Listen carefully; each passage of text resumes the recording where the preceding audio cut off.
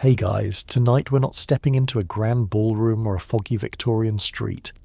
No, tonight we're slipping down the cold, creaky back stairs of a grand London townhouse, because you're about to become a servant. One of the invisible ones. The ones who scrubbed, fetched, polished and bowed, often without so much as a thank you. And let me tell you, it's not just hard work. It's a maze of rules so bizarre you'll wonder how anyone kept them straight without snapping.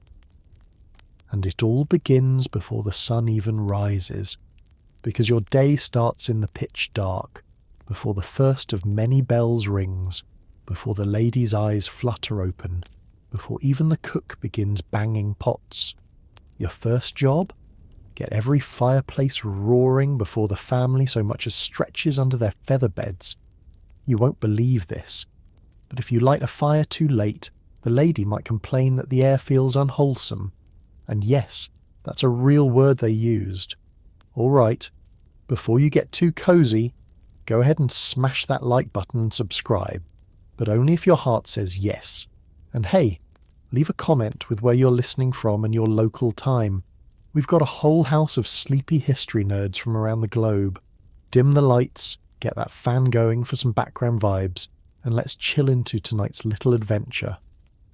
You jolt awake in a freezing attic room where your breath hangs in the air like fog. No alarm clock, just instinct, and the knowledge that if you're late by even a few minutes, the master's boots will still be cold when he steps into them. You throw off the scratchy wool blanket, your feet hitting the stone floor. No fire for you. You're the one who lights them, remember? There's no time to dawdle. You dress in the dark, because striking a match to light your candle would be wasteful. The house must be lit from the bottom up, in silence. You tiptoe down servant stairs so narrow and steep they feel more like ladders. Your shoulder brushes cold stone. You're already dreading the soot on your apron, and the moment your fingers will go numb from handling the coal scuttle. Your first stop is the drawing room. It's dead quiet and colder than the outside. You kneel and check the grate. Last night's ashes are still warm, but you can't leave them. You scrape them out with practiced ease, making no more noise than a whisper. Then you lay a crumpled newspaper, kindling, and finally coal, striking the match with a silent prayer. A single cough of smoke rises, and the room glows faintly orange. You move to the next one. And the next. There are 9 fireplaces this morning, and if even one fails to light, you'll get an earful from the housekeeper. Or worse, she'll tell her superior.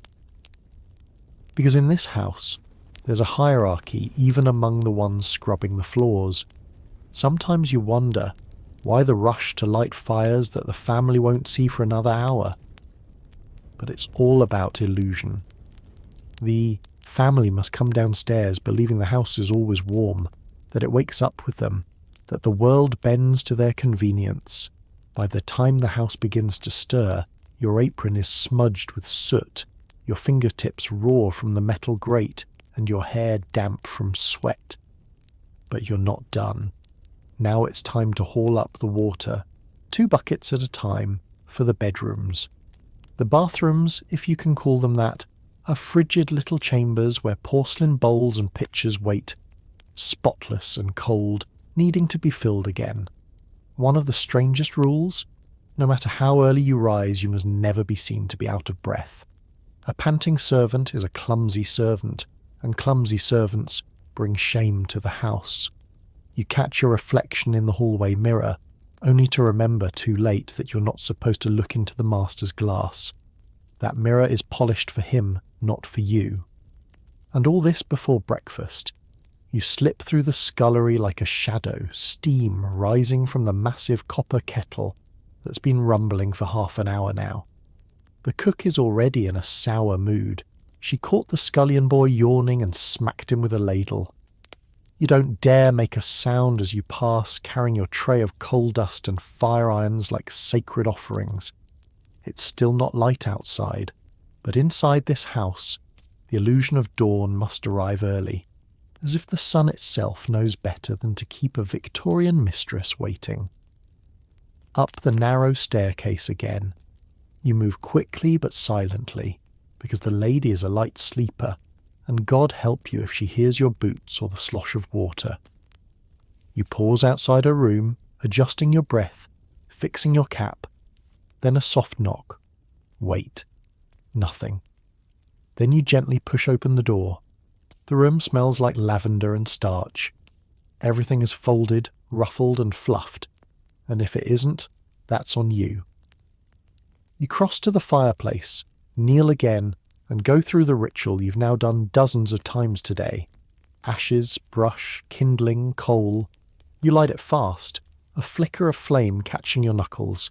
No noise, no smell, no smoke. You close the grate and move to the washstand, your arms trembling slightly as you pour warm water into the porcelain basin. Just right.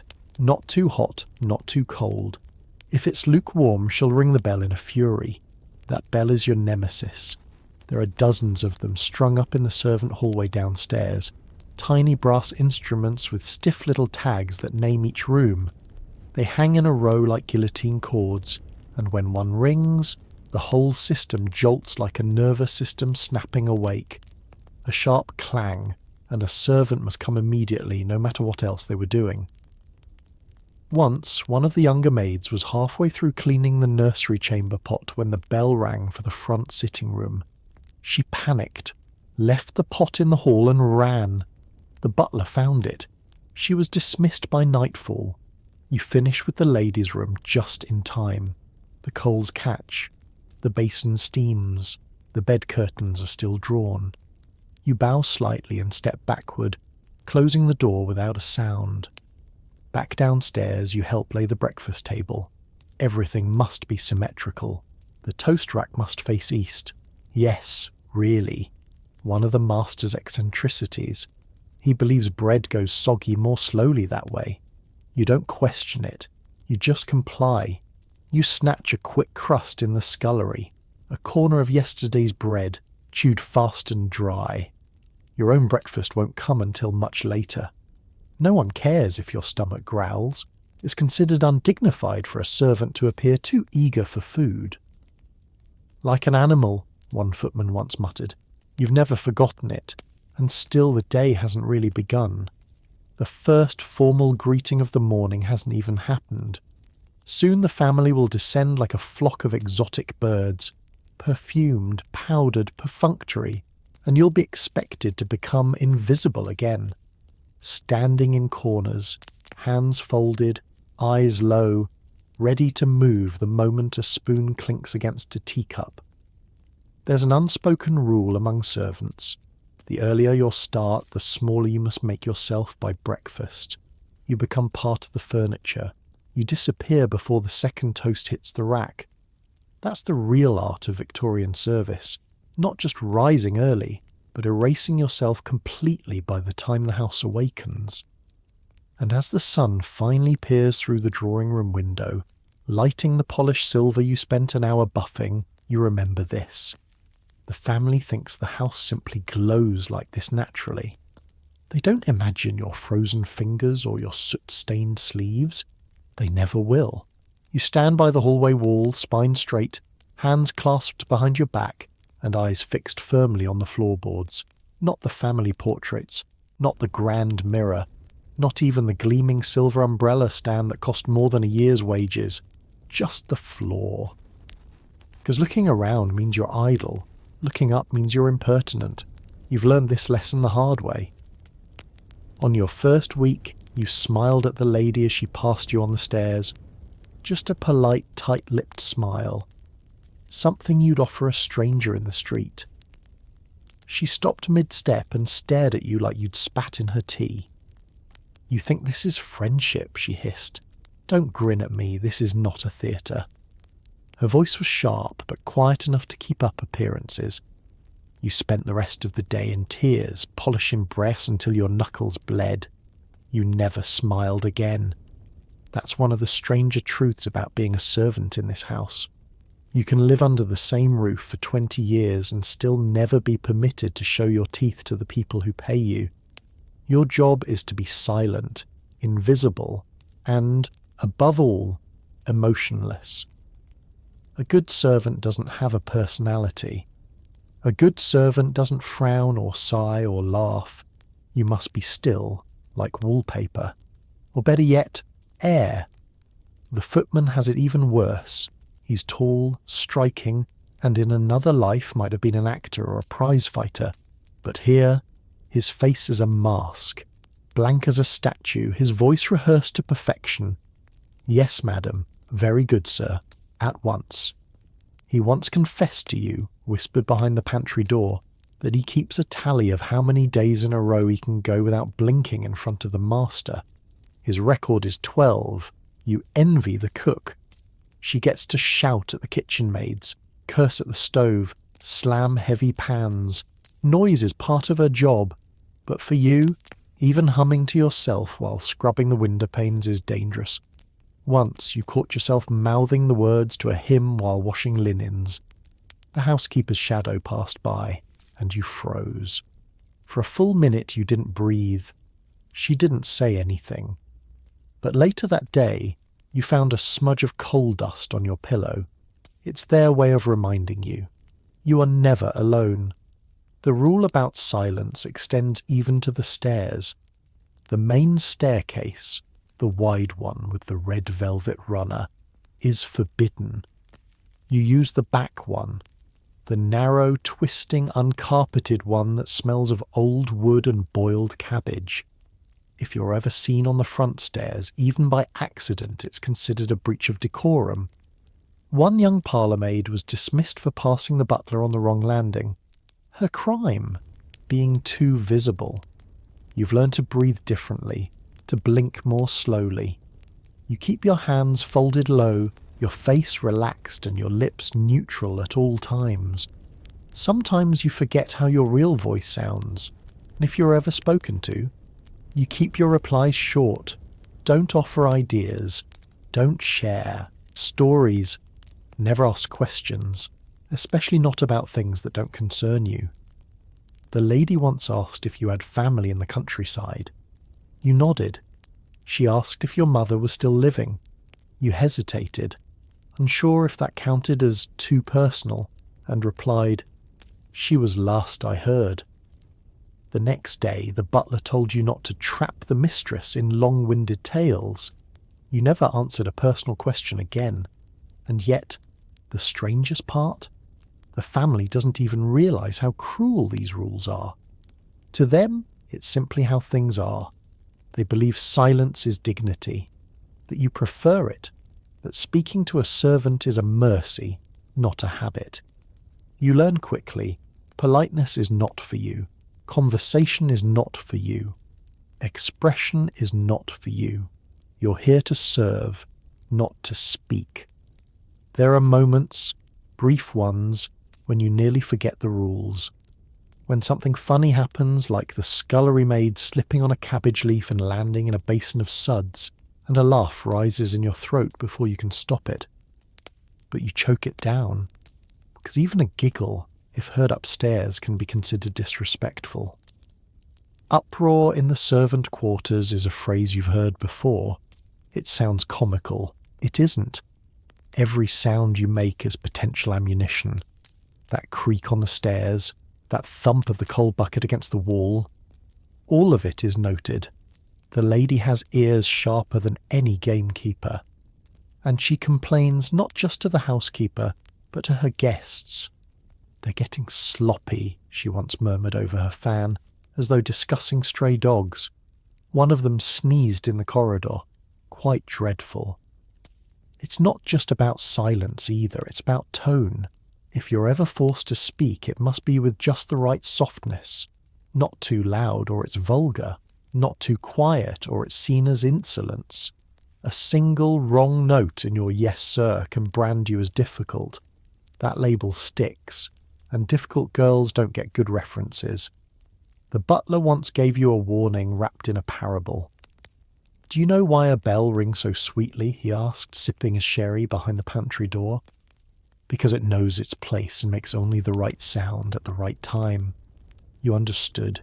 You always understood. There's a cruel irony in the silence you're forced to keep. because despite never being spoken to, you hear everything. You hear the quarrels behind bedroom doors. You hear the mistress weeping softly into a lace handkerchief when no guests are around. You hear the master's heavy steps down to the wine cellar at midnight. You know more secrets than any member of the family dares to admit, and yet you can't speak of any of it, not even to each other. In the cramped attic quarters where the servants sleep, silence creeps in even there. Gossip is risky.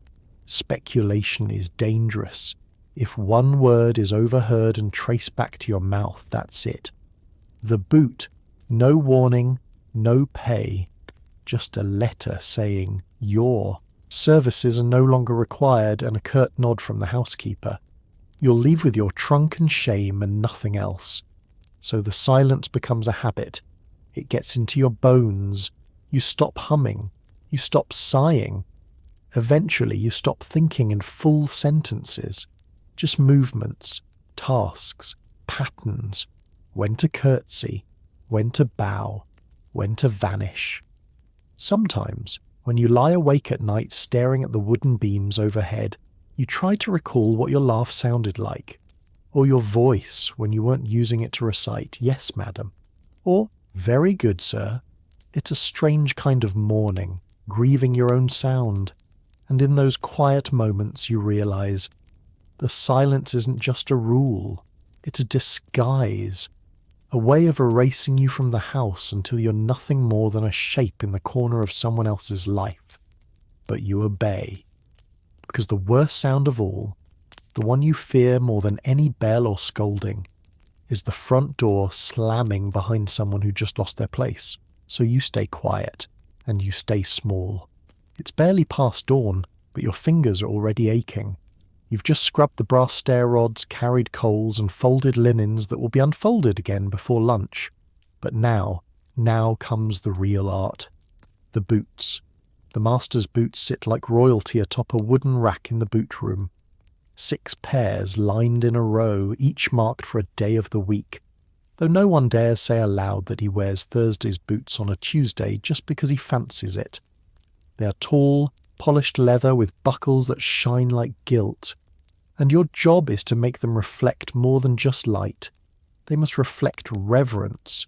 You slip on your apron, one reserved specifically for polishing, and reach for the stiff bristled brush and a tin of blacking wax. It's thick, tar-like, and smells of turpentine and tallow. You smear it across the first boot in smooth circles, humming softly in your mind. Never out loud. Each pair takes at least 30 minutes. It's not just the surface. The soles must be wiped. The heels must gleam. The inside must be brushed with lavender water so the leather stays soft and smells refined. The tongue must lie flat. The laces must be perfect. Never tangled, never twisted. If the master feels even a speck of grit inside, he'll throw the boot at the wall. And if you're unlucky, you'll be standing nearby. Once, another maid tried to speed through her polishing. The next morning, a guest spotted a fleck of dried wax on the instep and made a joke over tea. The help's grown blind, have they? She was dismissed before sundown. They said she lacked pride in her work. But oh, what pride it takes. You don't just polish boots. You breathe life into them. You imagine each one as a relic, a totem, a signal of the family standing. Mud on a boot suggests chaos. Dullness means decline. You are the invisible shield against shame. There's one pair in particular, the riding boots, that require extra care. Not because they're more fragile, but because the master wears them when he's feeling irritable. You've learned his moods through his shoes. If he chooses those boots, someone's getting scolded today. You make sure they're polished twice. And always, you check your reflection. That's the final test. If you can see your own face in the curve of the leather, eyes tired, hair tucked, expression blank, you know the boots are ready, and you know that once again you've done your job right, but don't think you're finished yet. There's the butler's shoes too, and the guest slippers, and ladies' velvet walking boots, which can't take the wax but must be brushed with a special glove made of doeskin. She once accused a maid of scratching the nap and refused to wear the pair again, then made sure the damage came out of the girl's wages. You work with the care of a jeweller, but none of the glory. These aren't objects of admiration, they're just boots, until they aren't. Until one glint of sunlight off a heel makes a passing guest mutter, "Now that's attention to detail." And even then, no one praises you. You just move on to the next pair. There's a hierarchy even among boots. The master's hunting boots demand one kind of polish, the visiting boots another. The worst, though, are the patent leather evening shoes. You dread them. They must shine like obsidian and be so flawless they reflect candlelight from 20 paces.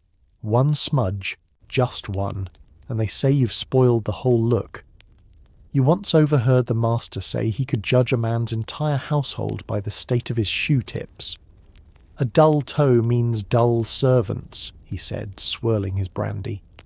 So you sit on the hard stool in the boot room, shoulders stiff, hands coated in wax and grime, eyes narrowed to catch the tiniest flaw.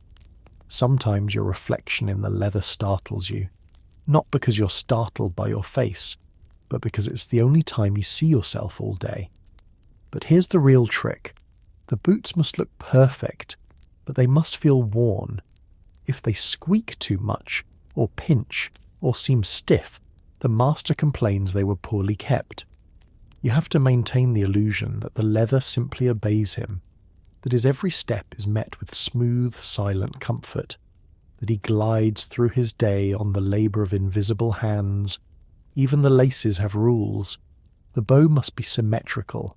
The ends must hang evenly, no more than a finger's length past the eyelets. Once, you tied them in a double knot out of habit, just to keep them from unravelling. Big mistake. He nearly tripped on the stairs and thundered down the corridor bellowing, "Who dared lace these like a sailor?" You didn't confess. No one did.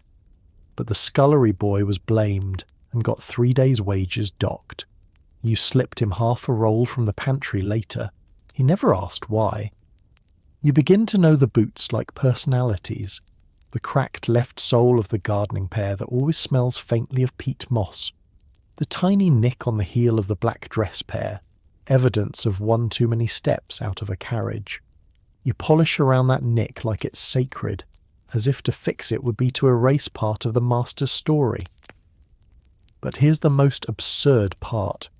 Despite all the time you spend with his boots, you've never once spoken to the man, not directly, not even to say good morning. You know his shoe size, his gait, his favourite boot hooks, but not the sound of his voice when it isn't barking orders across a room, and he doesn't know your name. To him, the boots simply appear each morning, clean, warm, waiting, as if they climbed onto the rack themselves overnight and sighed with contentment. He never wonders who polished them, or what hour that polish began, or how many chilblains you have from scrubbing in the unheated boot room. He just wears them, and tracks mud back in again. Still, you polish. Because there's power in the ritual. Because when you hold the brush and apply just the right pressure, it feels like you control at least one thing in the house. The shine is your signature, your silent rebellion, your way of saying, "I was here.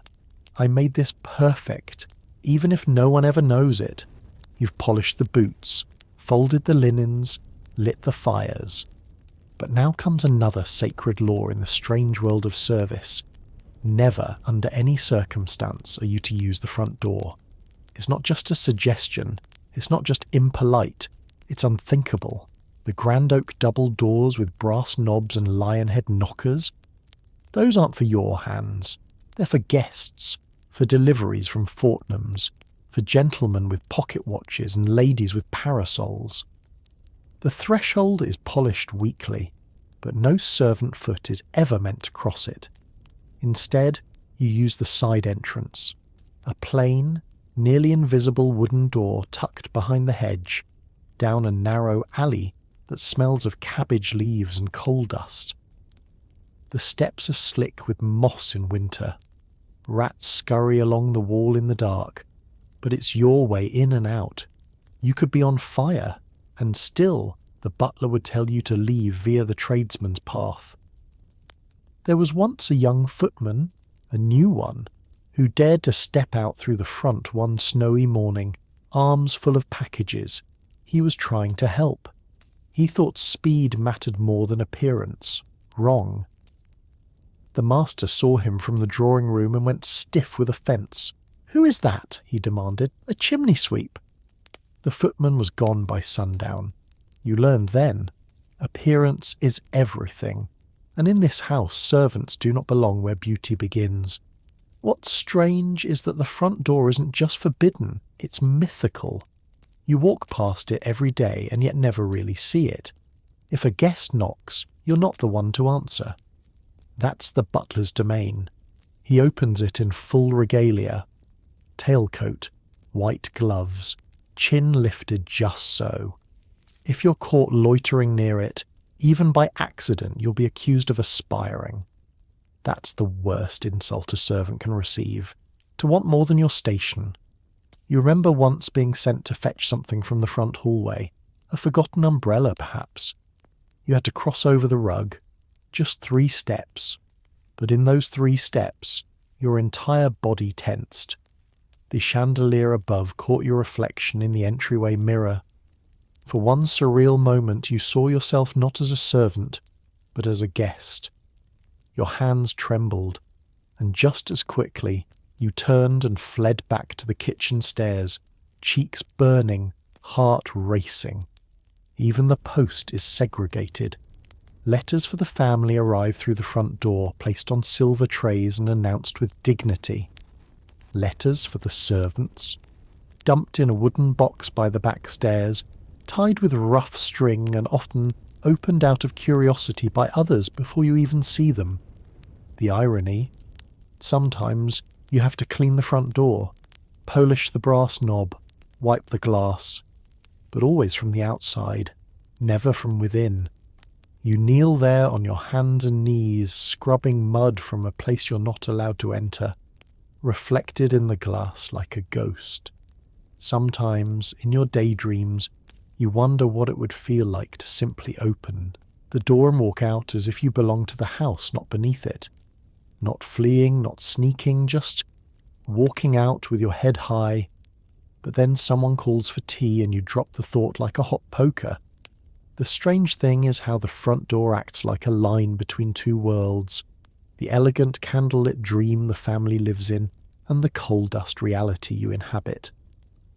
And even though you move between them constantly, setting up breakfast parlours and emptying ashtrays, your existence is never meant to leave a trace.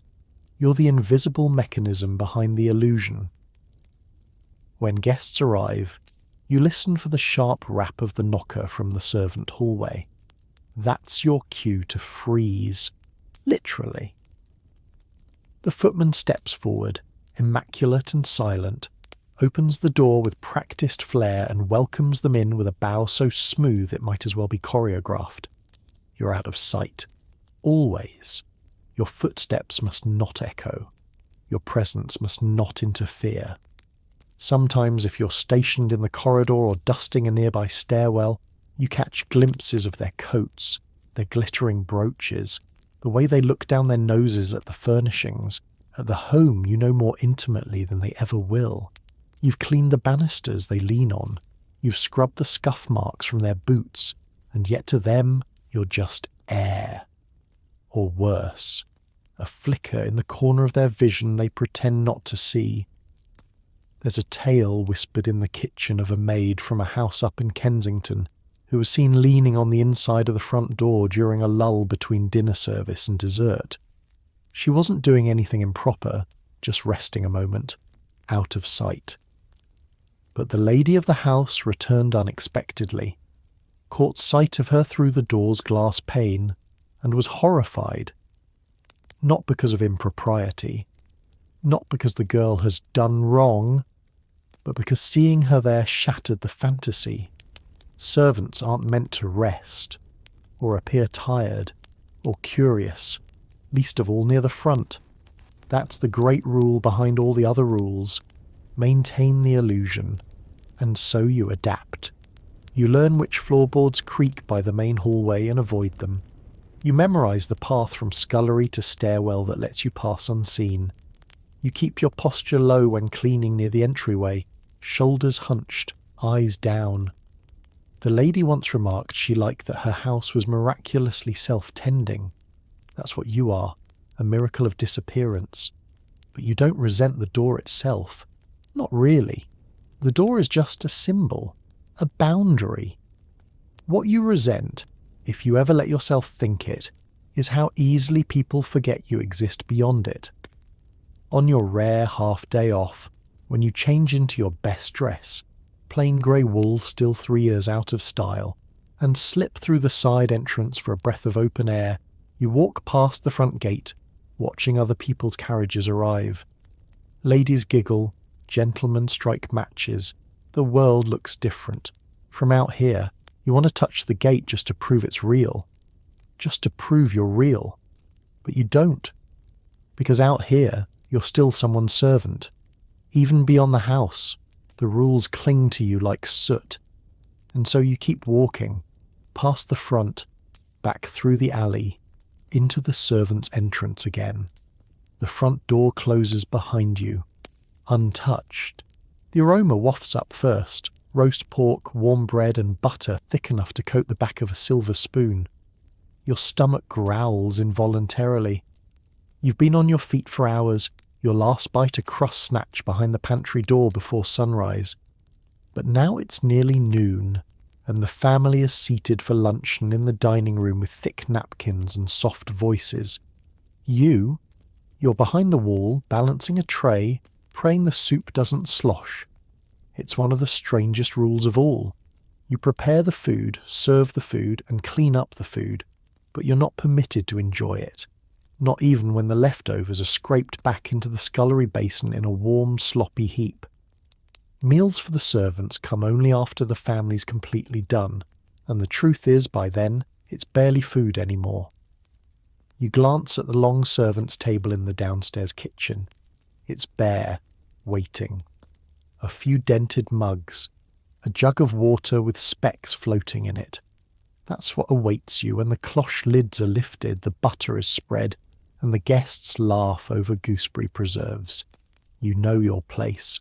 You serve from the left, clear from the right, and never look directly at the diners. Your hands must be quick, silent, and your footsteps ghost-like. There's something particularly cruel about the way food taunts you, especially on Sundays, when the joint of beef is cooked so perfectly that juices run red onto the carving board. You catch the scent in the hallway and it hits your chest like longing, but you swallow the feeling. Literally. You can't eat until the dining room is cleaned, the dishes are washed, and the cutlery is polished again. Sometimes there are leftovers. Bits of veal, slices of pie with fork marks still in them, puddings collapsed from too much brandy. They're heaped into a basin covered with a damp cloth and set aside like afterthoughts. That's what you eat, hours later, stone cold. The lady insists the servants eat in shifts. To preserve order, she once said. What it really means is that you eat alone more often than not, seated at the long bench staring at a wall of hooks hung with mop heads and damp aprons. The food is usually mushy, tea gone bitter from sitting too long, and if something goes wrong upstairs, if someone drops a tray or breaks a saucer, you can forget eating at all. And yet, even in this system, there are finer distinctions. The butler eats better than the housemaids. He gets a slice from the fresh ham. He dines with his own cutlery. The cook gets first pickings, naturally. She's earned it, they say, with her red arms and volcanic temper. And you, the lowliest, you get what's left of what's left. Cold gristle. The heel of the loaf. If you're lucky, a spoonful of stewed apple. One girl once dared to sneak a plum from the larder. Just one, because she hadn't eaten all day. The housekeeper caught her red-handed, and the punishment was swift. No meals for 2 days. You helped. Sneak her crusts when no one was looking. She never thanked you, just chewed silently with tears on her cheeks, That's another rule. Gratitude is silent. The real insult isn't the cold food, it's the timing. You've just spent the better part of 2 hours carrying plates stacked like towers, balancing gravy boats with trembling wrists, and serving wine without spilling a drop.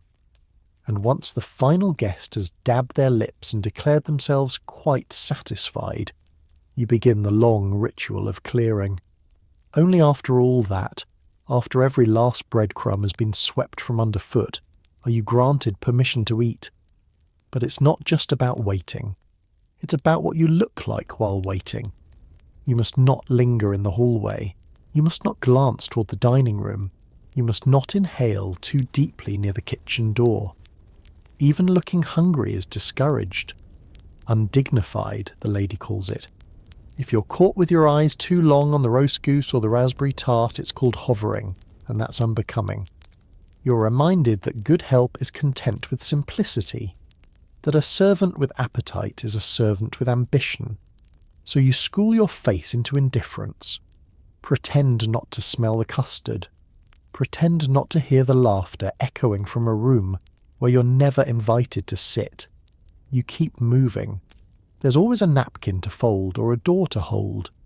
By the time your turn at the servants' table finally comes, the food is barely food anymore. The gravy has congealed. The potatoes have collapsed into rubbery lumps. The kitchen is noisy with scraping chairs and clinking enamel mugs, but the air feels different here. No one speaks too loudly. No one complains. You eat what's there, quickly, with your head down. There's no ceremony, no pass the salt, no linen napkins. You eat because your body needs fuel. Nothing more. Even your seating is assigned. Maids down one end, footmen the other. The butler and cook, if they're in the mood, take the middle, sharing quiet, superior glances like they've risen just high enough to forget how bitter the stew used to taste. You remember once asking the scullery maid what her favourite meal was. She looked at you like you'd asked her what stars tasted like. "Doesn't matter," she said.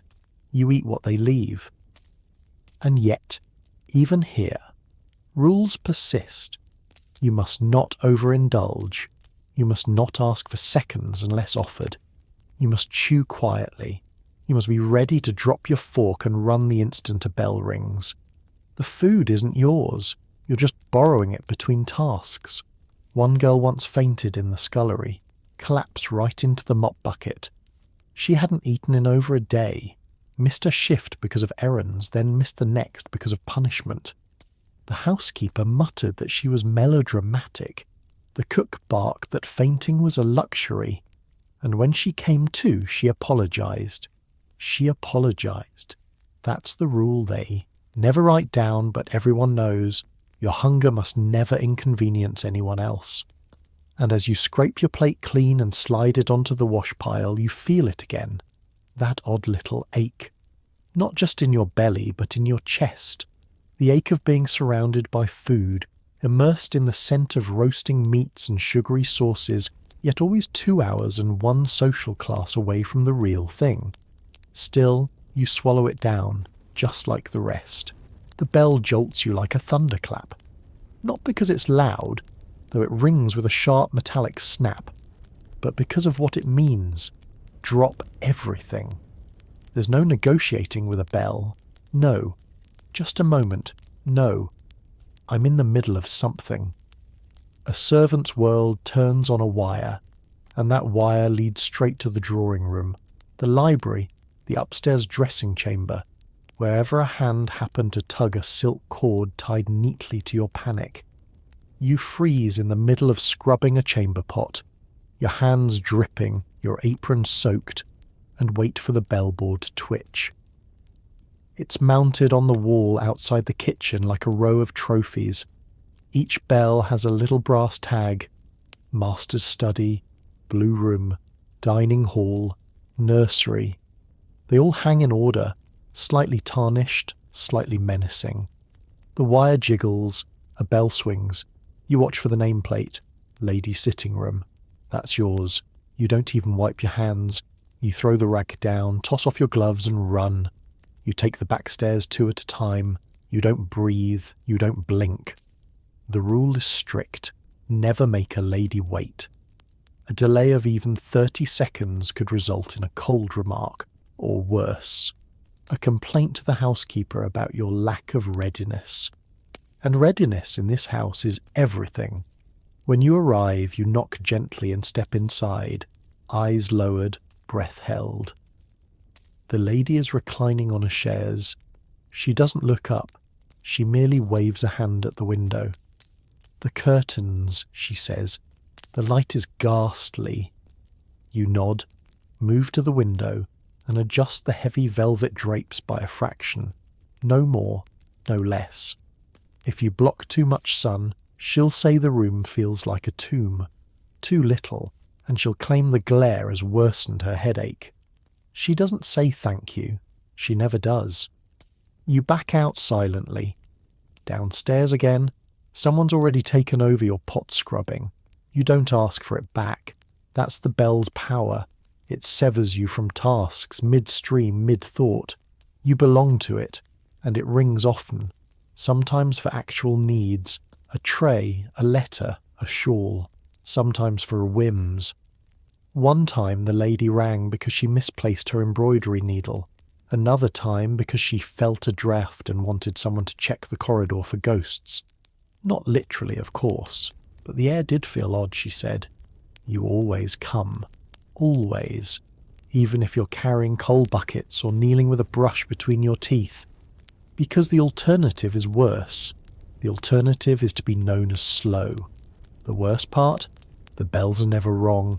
If one rings and you arrive and no one is there, or they say, "Oh, I must have leaned on it," you still apologise for your delay, for your confusion, for existing. There's a pecking order even with the bells. The master's bell takes precedence, then the ladies', then the children's. If they all ring at once, you answer the master, that's the rule.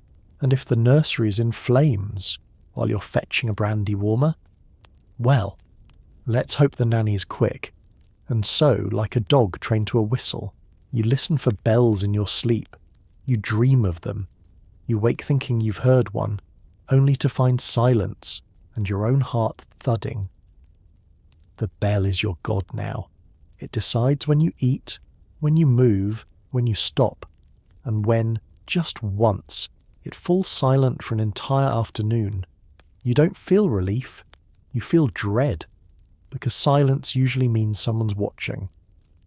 Later that day the bell rings again, 3 quick chimes close together. That rhythm is unmistakable. It's the library. And you know what that means. The master's home early. You're already halfway up the stairs before your mind catches up. You smooth your apron, wipe your hands on the fabric, and take a long breath at the door. The library bell is different. Not because it sounds any louder, but because it carries a kind of expectation. The master doesn't ring for trivial things. He rings because something is out of place, or because someone is. You knock and enter, careful not to look directly at him. He's seated in a leather armchair by the fire, a glass of sherry in one hand, a stack of papers in the other. He doesn't glance up, just flicks his fingers toward the hearth. "The fire," he says, "dying again." You kneel at the grate and begin rebuilding it, fast but quiet.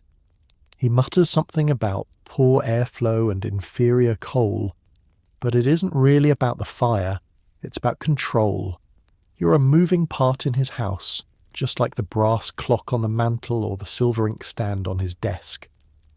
And if one part squeaks, it's your fault. As you finish, you spot his boots beside the chair, perfectly polished as they should be. But one heel is wet. Rain, probably. Still, you know he'll mention it if you don't. "Shall I take those, sir?" you ask gently. He doesn't answer, just nods without looking. You pick them up, cradle them like glass, and back out of the room as if you were never there. But you were there, and that's the danger, because each bell ring is more than a summons, it's a spotlight. And the more times your name is mentioned, the more likely someone will find a reason to whisper, "She's slipping." It's the invisible clock of the servant world. How many times you're called, how quickly you respond, how few complaints attach to your name. No formal chart tracks it, but everyone knows. The housekeeper knows, the cook knows, the butler definitely knows. Once the bell from the guest room rang 5 times in a single afternoon. A new housemaid had been assigned to it. Young, nervous, eager to please. By the end of the week, she was gone. Too clumsy, they said. But it wasn't clumsiness, it was visibility. She'd been seen too much, heard too much, called too much. She'd become a name, not a shadow. That's the trick. To serve so efficiently, so flawlessly, that no one notices you at all. So you move like a ghost through corridors, listening to the walls more than the people. When the bell rings, you're already in motion. When it doesn't, you rehearse your silence like a ritual. The anticipation is a constant hum under your skin, and sometimes, when the whole house is asleep, you sneak down the back staircase and stare at the bellboard. Just look at it. The little brass tags, the still wires, the tension that never leaves them. You imagine snipping a cord. Just one. Imagine silence. Not the quiet of tension, but the true kind. The kind that means freedom. But of course, you don't. Because come morning it will ring again. And you'll run to it. Every time. You've been on your feet since before the sun remembered to rise, and now your shoulders scream and your feet pulse inside your boots. You lean against the edge of the laundry table just for a breath. Just for a second. That's all. Then the housekeeper's voice cuts through the air like a blade. Are you sitting? You snap upright like you've been caught stealing. No, ma'am, you lie, though your thighs still ache from the brief moment they touch the bench. She narrows her eyes. There's no time for loafing, she says, and moves on without waiting for a reply. There it is, the unspoken but sacred rule. You must not sit. Even when your fingers are raw from scrubbing linens, even when your knees crack from polishing the baseboards, even when you feel the dizzy lurch of hunger and heat in your head, you stand, you stoop, you kneel, you crouch, but you never sit. It's not just frowned upon, it's considered disrespectful, slothful, a betrayal of your position. If the lady were to enter a room and see you seated, even properly, even folding napkins, she might gasp as if you'd broken something. Once, a senior maid was found darning socks while sitting on the corner of a windowsill. She was warned, then reassigned to scullery work for a week. Why? To remind her what work really looks like. You start to learn how to sew standing up, how to start shirts hunched over, feet apart, one elbow braced against the edge of the ironing board. It hurts. Your back aches, your neck throbs, and your feet swell like overripe fruit. But you do it anyway, because sitting is a kind of sedition.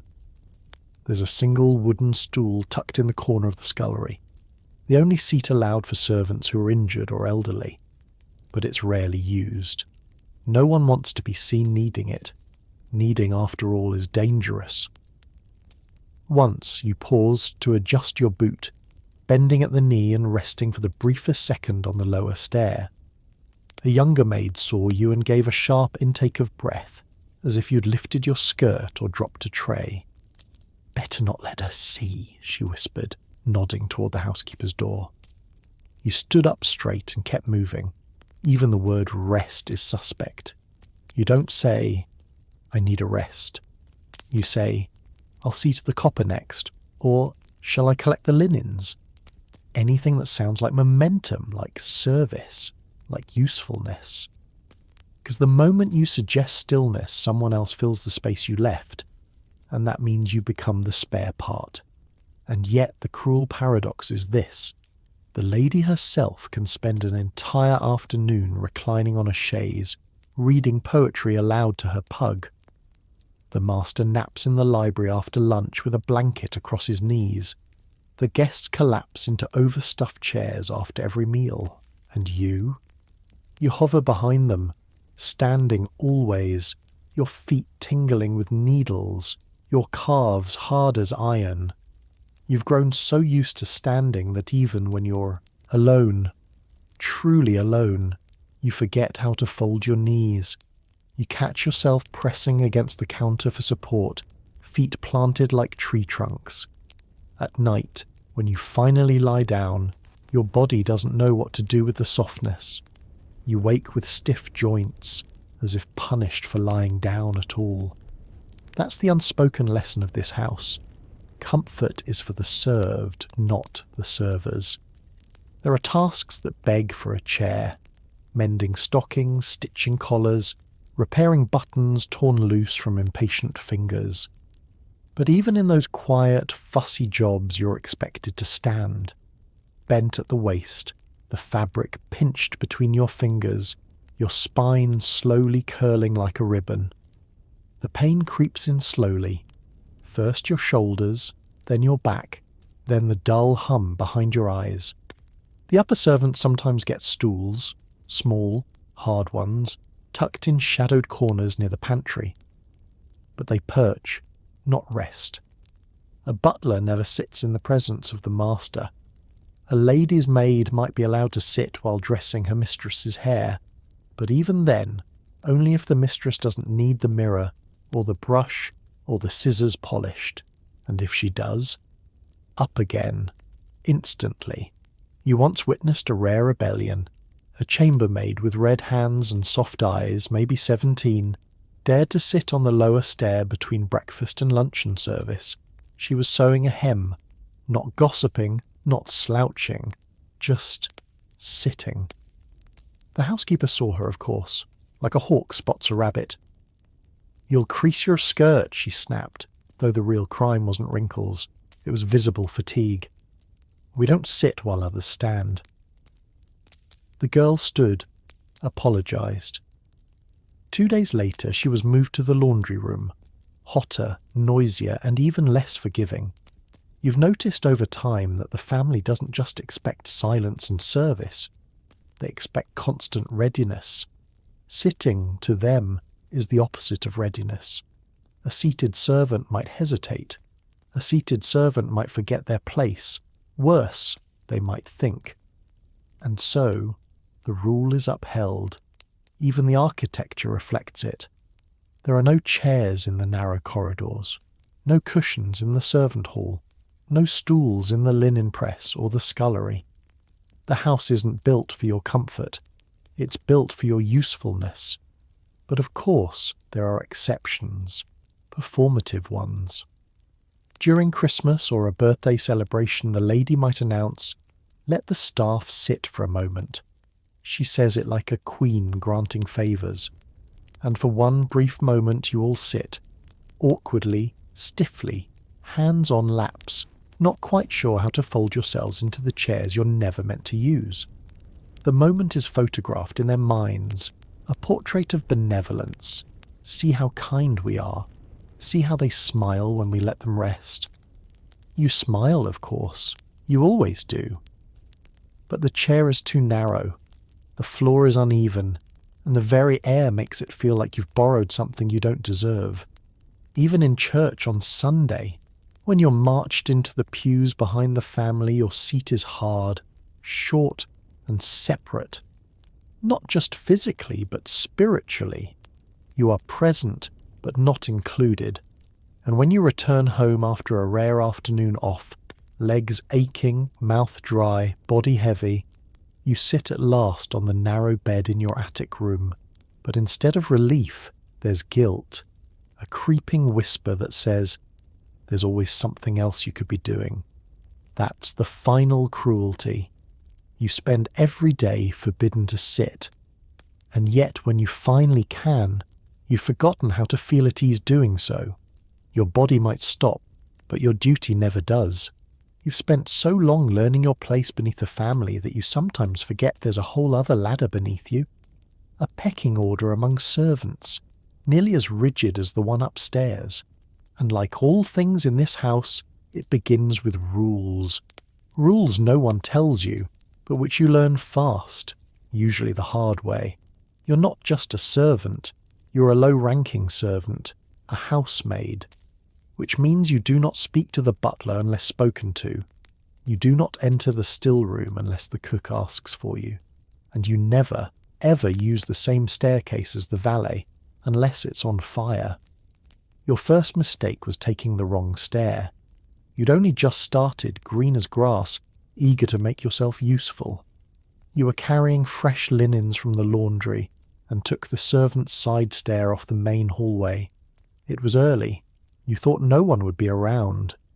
But at the bend you passed the butler, upright, silent, and radiating frost. He stopped. So did you. "You'll use the tradesman's stair," he said quietly, not unkindly. But that was all, and it was enough. You turned, found the narrow, uneven stair tucked behind the broom cupboard, and used that one ever since. Even when your arms were full, even when it was raining inside from a leaky pipe, even when you slipped and bruised your tailbone. Hierarchy is everything here.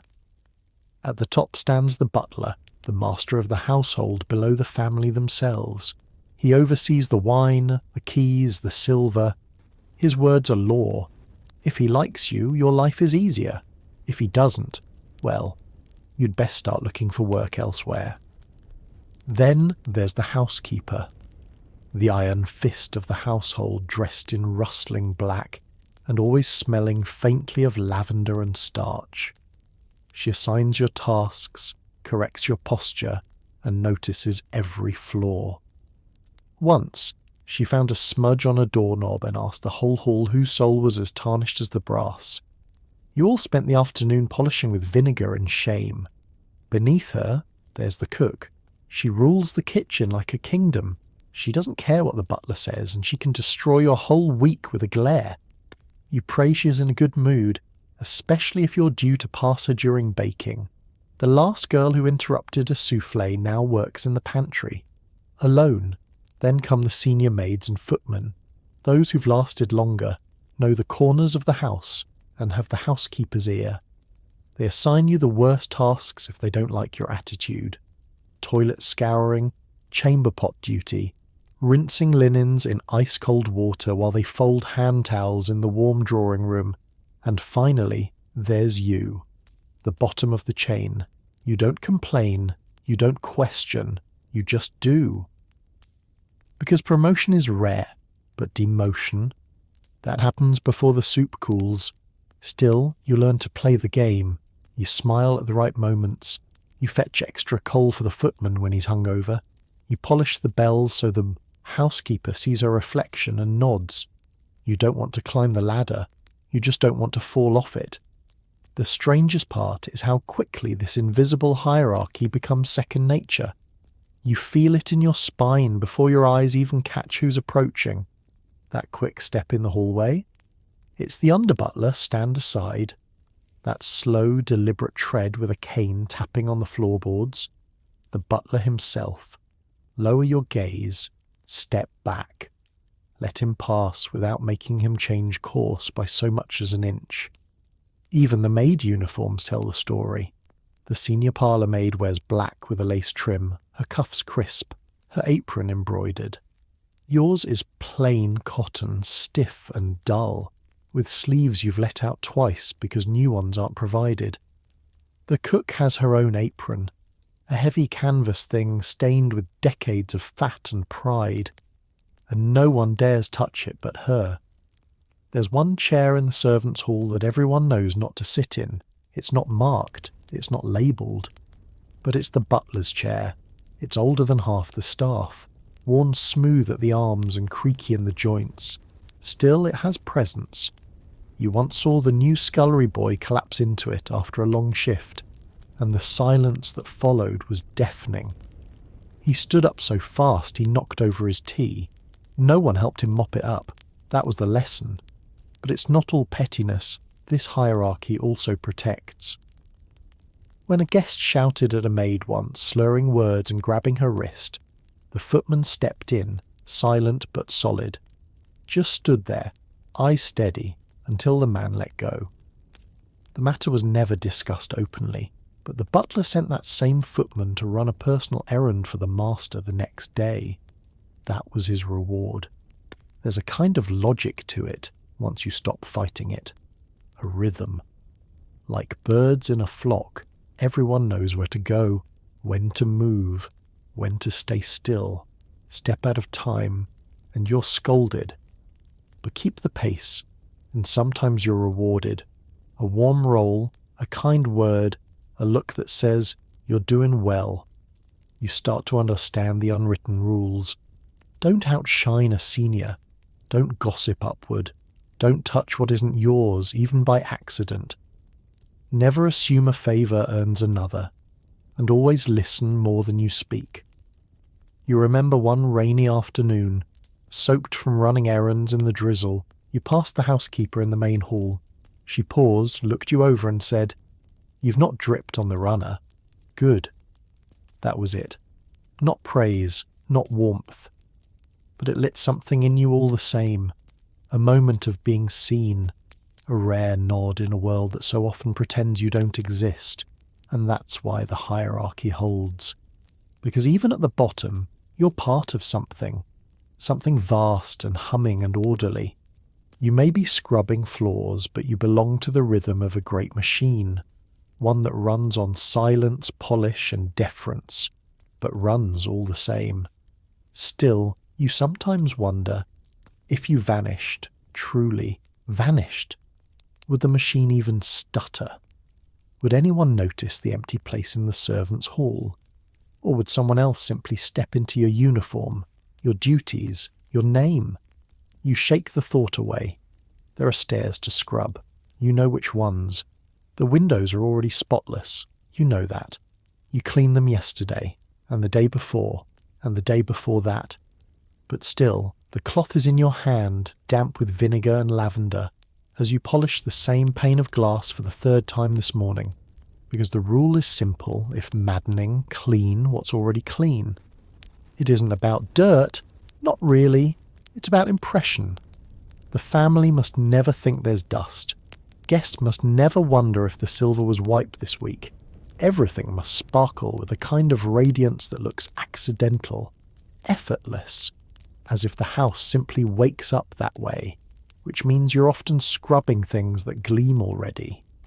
Running a cloth along a stair banister that has no fingerprints, wiping down a brass doorknob that's already shining like the sun. You've dusted the library shelves so often you know which books have never been touched. A set of poetry volumes, still stiff at the spine. A travelogue about Egypt, smelling of paper and disappointment. The lady once ran her finger along the baseboard of the dining room and found nothing, no soot, no speck. And yet she frowned. "I sense it's been neglected," she said. "Not see, not feel, just sense." So you spent the next afternoon on your hands and knees, scrubbing with lemon oil while your knuckles bled. There's a kind of madness in it, polishing silver twice a day when it hasn't been used in a week, ironing sheets that no one's yet slept on, folding napkins with such precision that one misaligned edge is treated like a scandal. It's a dance between reality and ritual, where the labour matters less than the appearance of labour. Sometimes you wonder if the family even knows, if they understand that the gleam of the banister, the absence of smudges on a mirror, the crisp line in a tablecloth isn't the work of chance. It's you, quiet, constant, relentless, and still the tasks pile on. The fireplace in the blue room is empty. It hasn't been used since spring, but the grate must be swept daily. The mantel dusted, the fire irons rearranged in perfect symmetry. The lady says it keeps the spirits balanced. You don't ask what she means, you just sweep. The water jug in the master's dressing room is always full, even if he never touches it. You replace the water every morning. It's not about need, it's about order.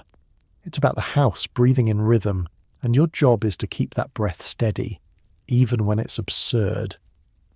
You once spent an entire afternoon straightening the tassels on the drawing room curtains.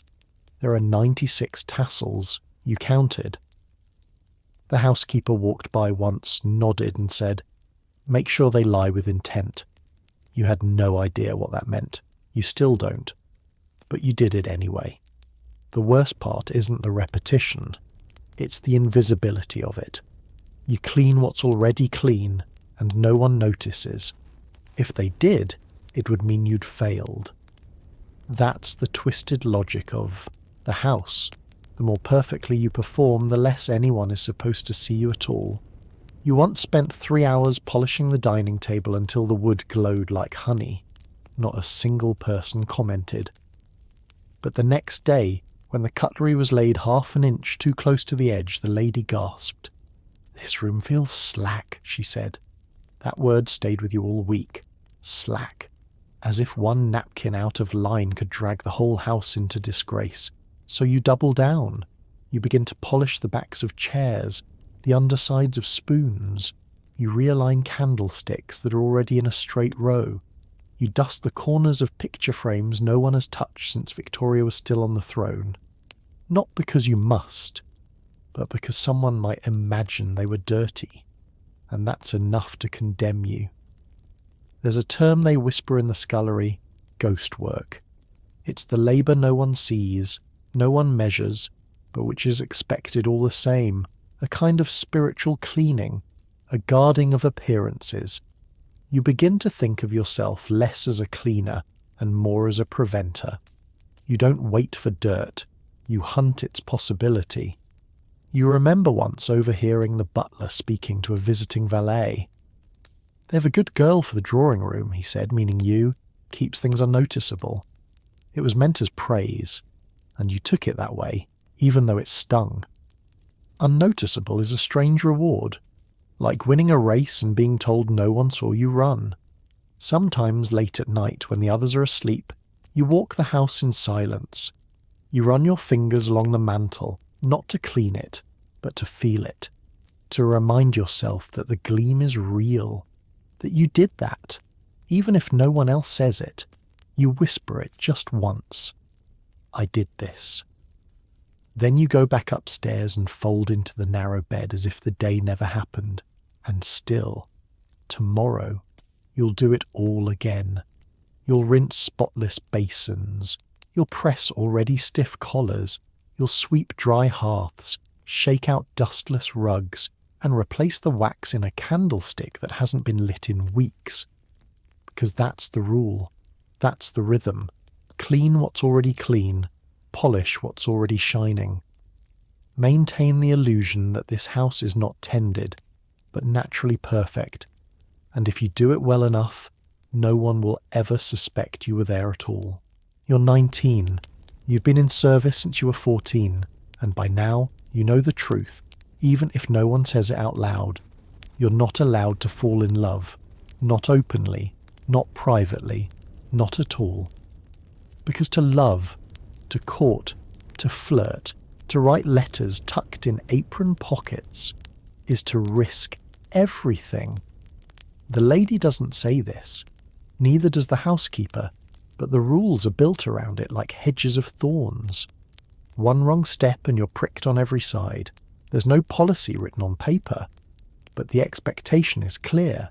You live for the house, not for yourself, not for the boy in the stables with the soft brown eyes, not for the footman who sometimes carries 2 trays instead of 1 just to pass your station. You've seen what happens when affection blooms where it shouldn't. You've seen what follows. There was a housemaid not so long ago, Clara. She was clever, quick, barely older than you are now. Everyone liked her. She sang when she worked, quietly, sweetly, and she had a way of walking past the butler's assistant that made her skirt sway just slightly too much. No one said anything, but the house knew. One morning, Clara didn't come down. The bells rang. The lady's fire wasn't lit. Panic followed, then fury. By noon she'd been dismissed. No reference, no farewells. Her trunk was left at the tradesman's door. You overheard the cook mutter, "She got caught giggling in the corridor, fool girl." That was all it took. Giggling. That was enough to make the house decide she was unfit. Not for the work, but for the image. Because a servant with feelings is a servant who's distracted. A servant who writes letters in secret is a servant who might miss a crease in the napkin or a smudge on the window. And the worst sin of all? A servant who carries a child. The fear is everywhere. You feel it in the way the housekeeper stares too long at your waistline when you return from your half-day. In the way the lady glances at you if she hears laughter that isn't hers.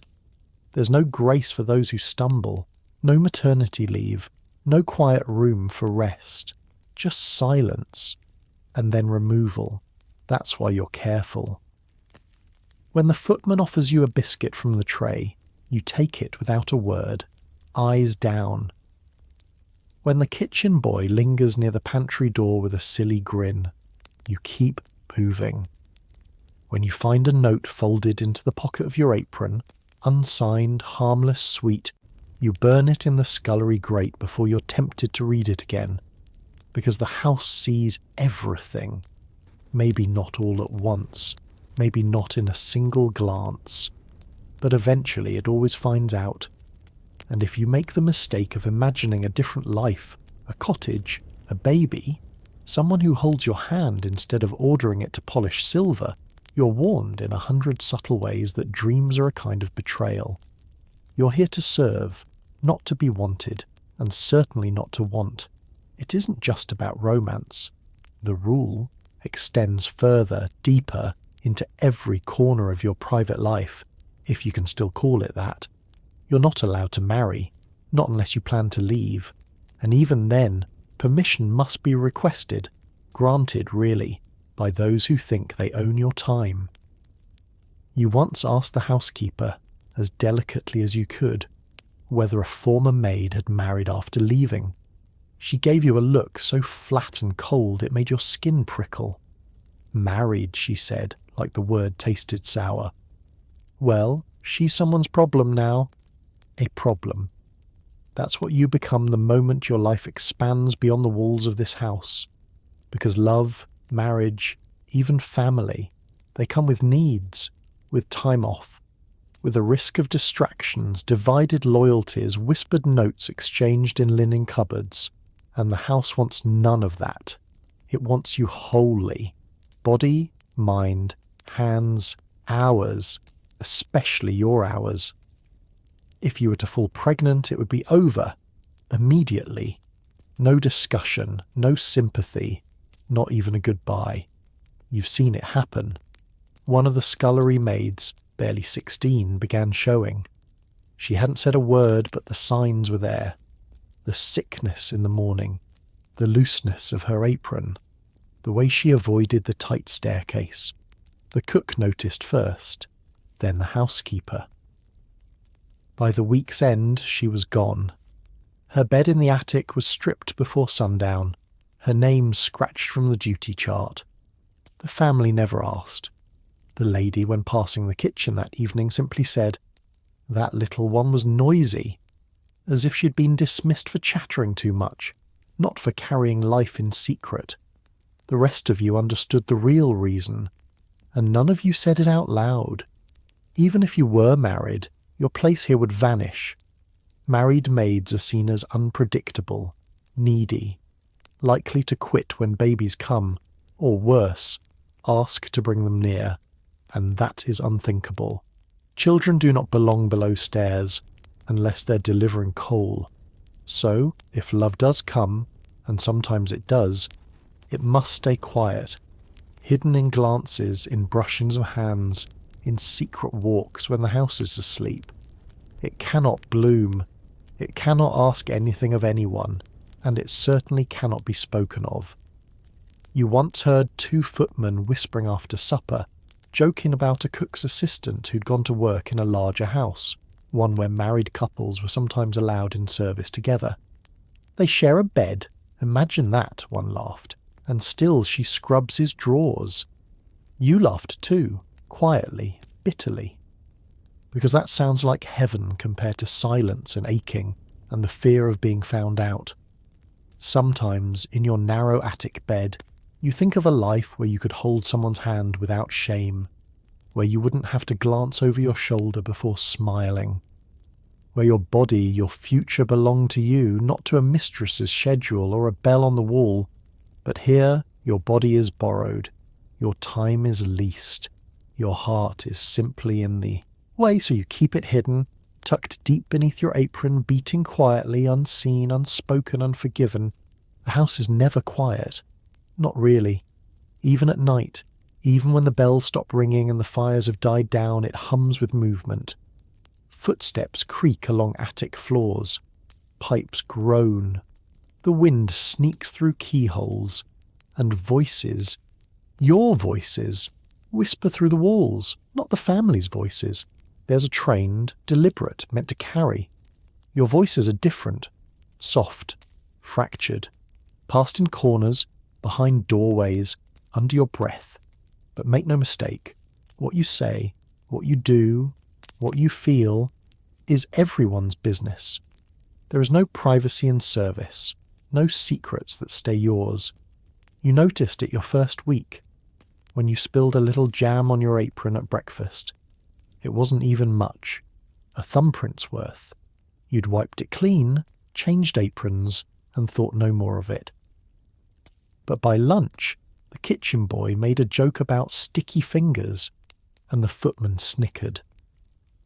The housekeeper glanced at your hip that afternoon and raised one brow. The story had made its way around the entire servants' hall in under 6 hours. It's not cruelty, not always. It's currency.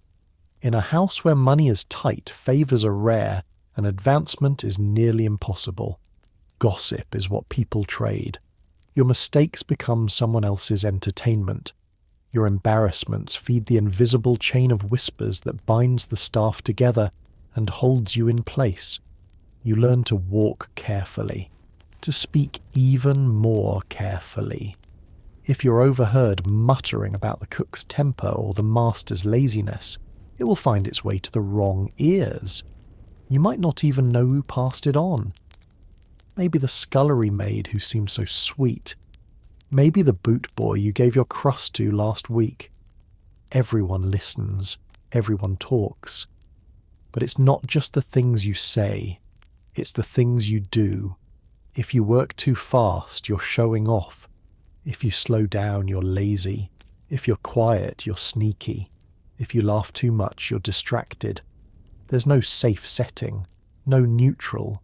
Even your belongings are fair game. You keep a small photograph in your trunk.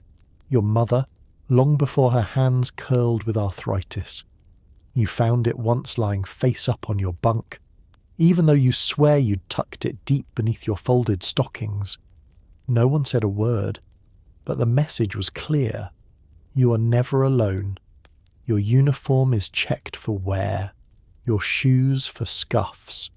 The way you carry yourself tells others what kind of day you've had, and they'll watch for that. File it away. Use it.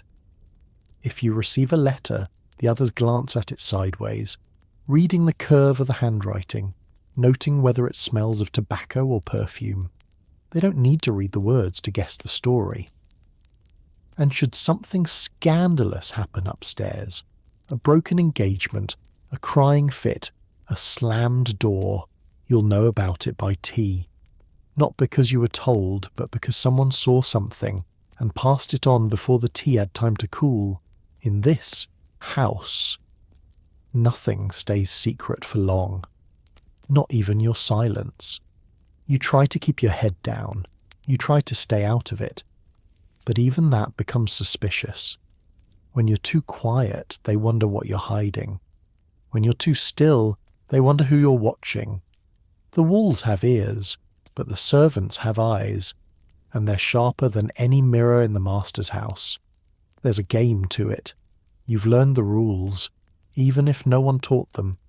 Always act surprised when gossip reaches you, even if you already knew. Never pass on a full story, only half. And if you make a mistake, deny it. Then help polish the brass until everyone forgets. The cook once told you that the real reason gossip spreads so fast is because it's the only voice the servants are allowed to have. "We're not permitted opinions," she muttered while kneading dough, "so we wrap them in stories instead."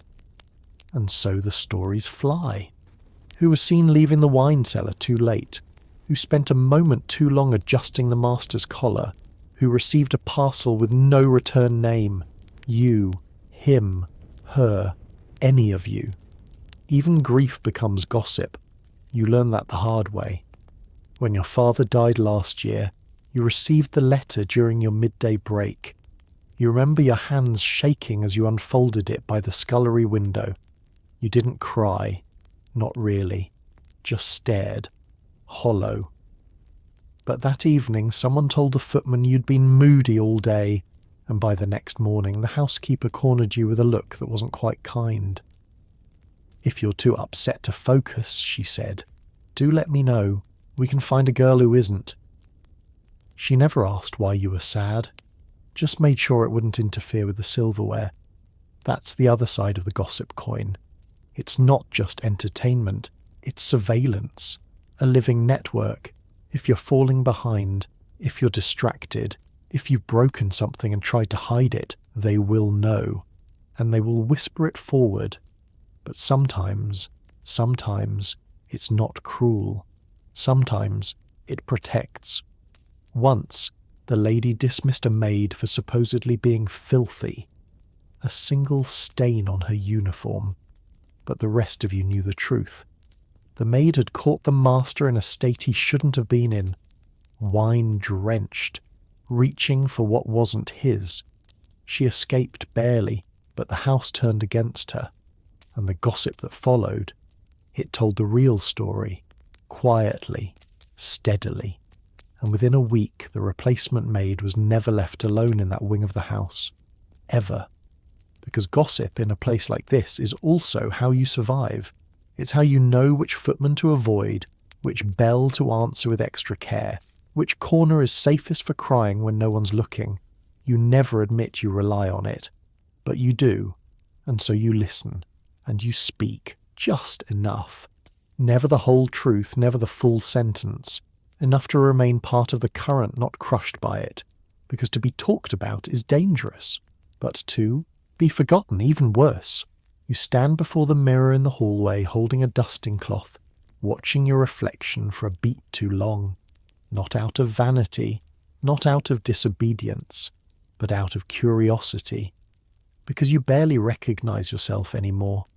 A face pale from early mornings, eyes rimmed with fatigue, hair pulled back so tightly you sometimes get headaches, and always, that uniform. Stiff, black, severe, designed not to flatter, but to erase. The rule is unspoken but understood. Your clothing must conceal you, not adorn you. Everything you wear as a maid is selected to signal your position, to mute your presence, to remind everyone, especially yourself, that you're not here to be seen. Your dress is black, made of thick cotton or wool, depending on the season. It absorbs soot, hides stains, and shows your status in every fold. No trim, no colour, no individuality. The only variation is your apron, always white, always plain, and always spotless. If it bears even a shadow of grime by the time you're seen upstairs, you'll be told to change, and if there isn't a spare, well, then you'd better make one look clean, fast. Your sleeves must be full length and buttoned. No wrists on display, no hands left idle. Your hair is pinned so tightly under your cap that you can feel it tug at your temples with every step. You've worn it like this so long that it stays in place even when the cap slips, and heaven help you if your cap does slip. The lady once passed you in the hallway and tilted her head. "Tidy yourself," she said, barely above a whisper. It was more chilling than a shout. You hadn't realised one strand of hair had fallen loose by your ear. It was enough. Because your hair is not yours in this house. It's a symbol. Loose hair is common.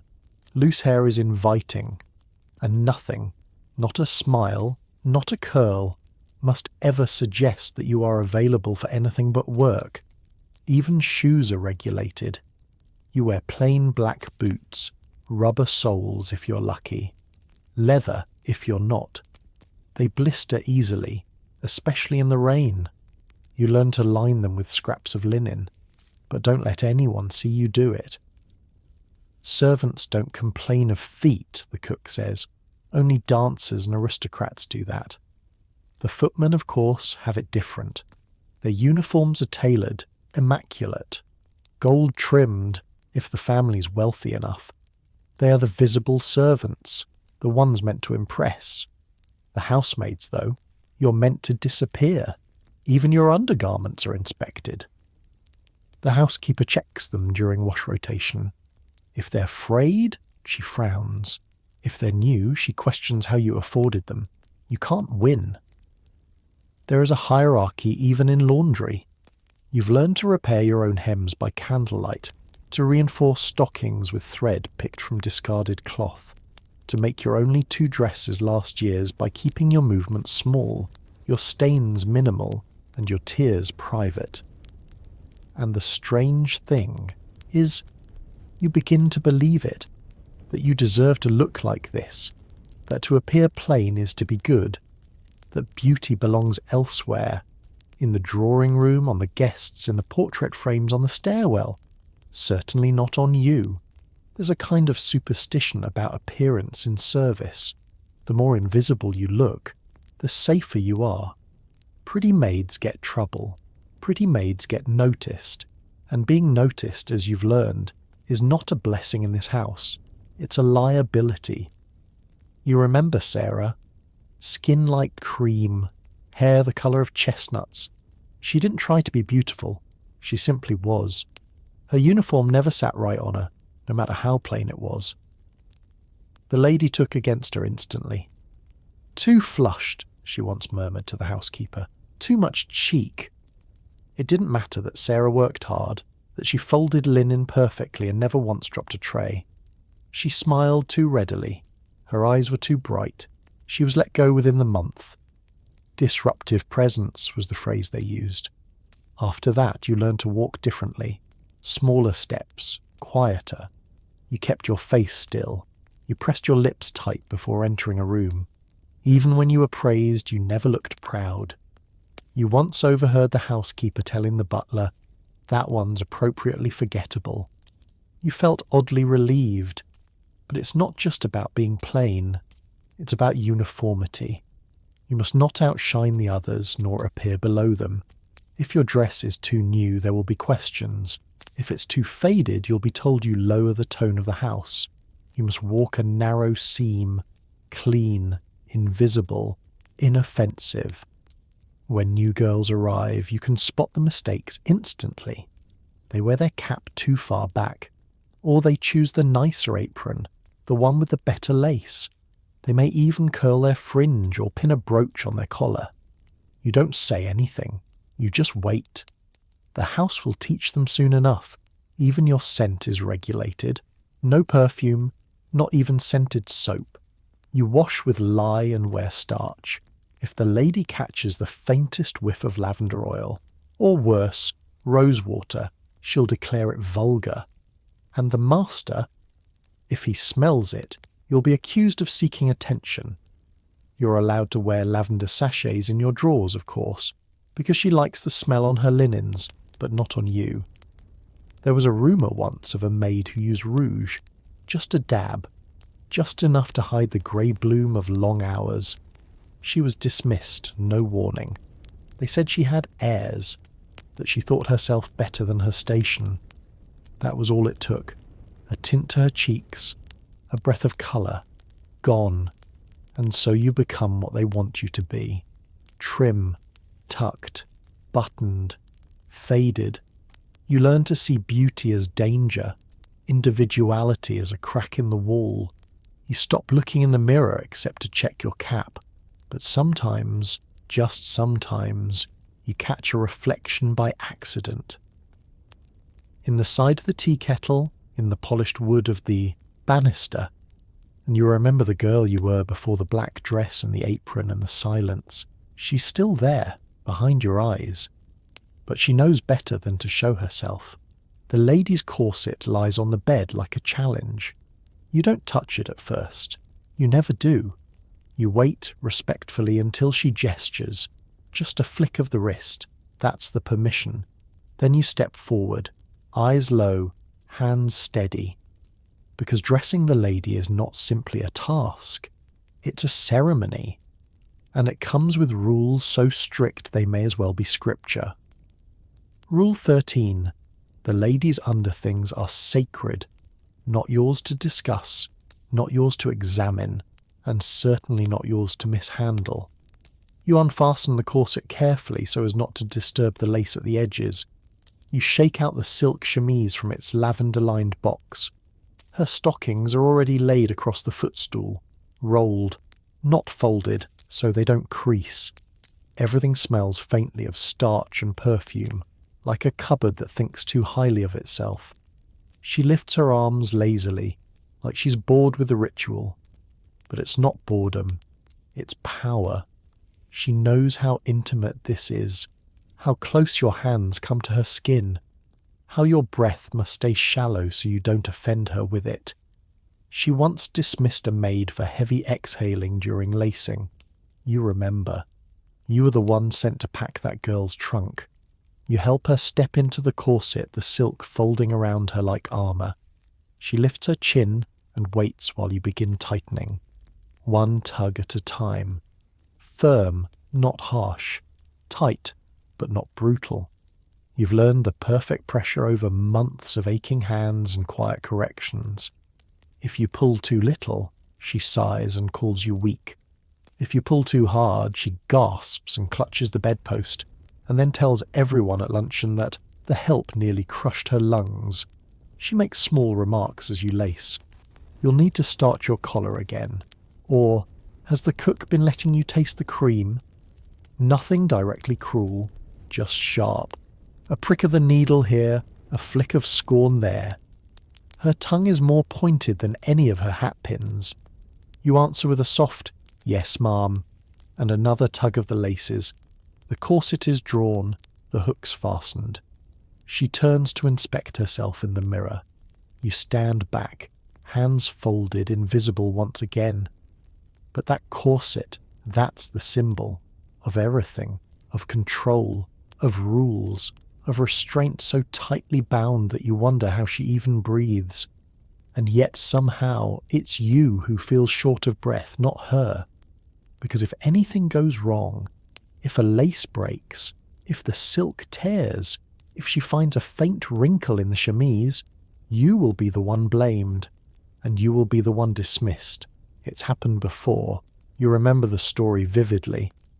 A lady's maid, not in your house, but one down the road, was let go after the mistress claimed she mishandled the lacing, said the corset had been pulled unevenly, that it left a faint bruise near the ribs, a bruise, mind you, the size of a thumbprint. The maid was gone within the hour. She'd worked there 5 years. That's the terrifying part. These undergarments, these silent silk-bound rituals carry power. More than the china, more than the silver. A misstep here isn't just about mistakes. It's about intimacy. You're the one who sees her bare back, who fastens the hidden hooks behind her gowns, who knows which petticoat lifts her skirt just so. And because of that, you're both trusted and suspected. You're never to speak of what you see, never to mention that the lady has a mole near her hip, or that her stocking elastic is fraying, never to mutter that her chemise has been mended 3 times in the same spot, or that the master's collar smells of cologne she never wears. You swallow these things like stones. Once, a maid whispered a harmless joke. Just a little story about the lady's struggle with her corset, shared at the end of a long shift when the tension had finally cracked. She didn't name names, she didn't laugh too loud. But the scullery boy passed it along. The housekeeper heard, and by sunrise that girl's trunk was in the boot hall. She didn't even get to finish a cup of tea. Even when things go wrong, you must say nothing. One morning, While helping the lady into her underthings, you noticed a welt just below her shoulder blade, a dark mark. You froze for half a second too long. Her eyes caught yours in the mirror, cold, measuring. "Something the matter?" she said, voice like polished glass. "No, ma'am," you replied. You lowered your gaze, fastened the final hook, said nothing, because even compassion is dangerous here. You're not meant to see her as human, and she certainly doesn't see you as one. You are her reflection's servant, her second pair of hands, her silence stitched into fabric, and when she is dressed, fully buttoned, laced and smoothed, she never thanks you. She simply walks away, trailing powder and perfume. You gather the garments she left behind, still warm, still faintly scented. You fold them with reverence you don't feel. You store the corset in its drawer, straighten the edges of the chemise, rewrap the stockings in tissue, and then you wash your hands, not because they're dirty, but because they've touched something you weren't supposed to feel anything about. Because underthings are sacred, and feelings are not. The first time you heard it, you thought it was a joke. A servant, you, being asked to sort vegetables by size, to comb the fringe on the drapes with a special ivory tool, to place the slippers at exactly 30-degree angles by the bed. But it wasn't a joke, it was Tuesday. That's the thing no one warns you about. The master's whims are rules unto themselves. They may not be written in the servant ledger or announced in the hallway, but when the master decides something should be done a certain way, it must be done that way, forever, without question, without forgetting. One day he decides his newspaper should be warmed before reading. The next, the spoon in his teacup must lie horizontally across the saucer, not vertical, horizontal. And so, every morning after, you warm his paper against the fire and recheck the spoon's angle 3 times. Because if you don't, he'll know. He always knows. The master isn't cruel, at least not in the way the lady is, with her cutting looks and whispered insults. His cruelty is quieter, made of expectations so particular they border on madness. You remember when he returned from his summer in Bath with a fondness for cucumbers. Not to eat. He couldn't stand the taste, but to look at. He liked them stacked in his study, arranged by length, from shortest to longest, the green skins shining in the morning light. No one knew why, no one asked. Your job was simply to comply. For 6 straight days, you sorted cucumbers. Then, without warning, he declared them vulgar and never mentioned them again. He has favourite books that must be dusted but not opened. Favourite gloves that must be brushed but not worn. He once ordered the dining room rug to be turned 90 degrees before dinner, and then barked in confusion when it felt different the next day. And heaven help you if you forget any of it. One of the maids once polished the master's inkstand on a Sunday instead of a Monday. It gleamed. She was proud. But he noticed, said it felt interrupted. She was demoted to chamber pot duty for a fortnight. You keep a mental list of his preferences. You guard it like treasure. His cigars must be placed label out. His shoelaces must be laced under, not over. His writing desk must be aligned precisely with the edge of the rug, no more than 2 finger widths from the border. You once measured it 14 times in a row to be sure, because his whims are not just habits, they're tests, and failing one means you're no longer useful. Sometimes, late at night, you joke about it silently, inside your own head. You imagine him waking in a cold sweat because the butter knife was a millimetre too far to the left.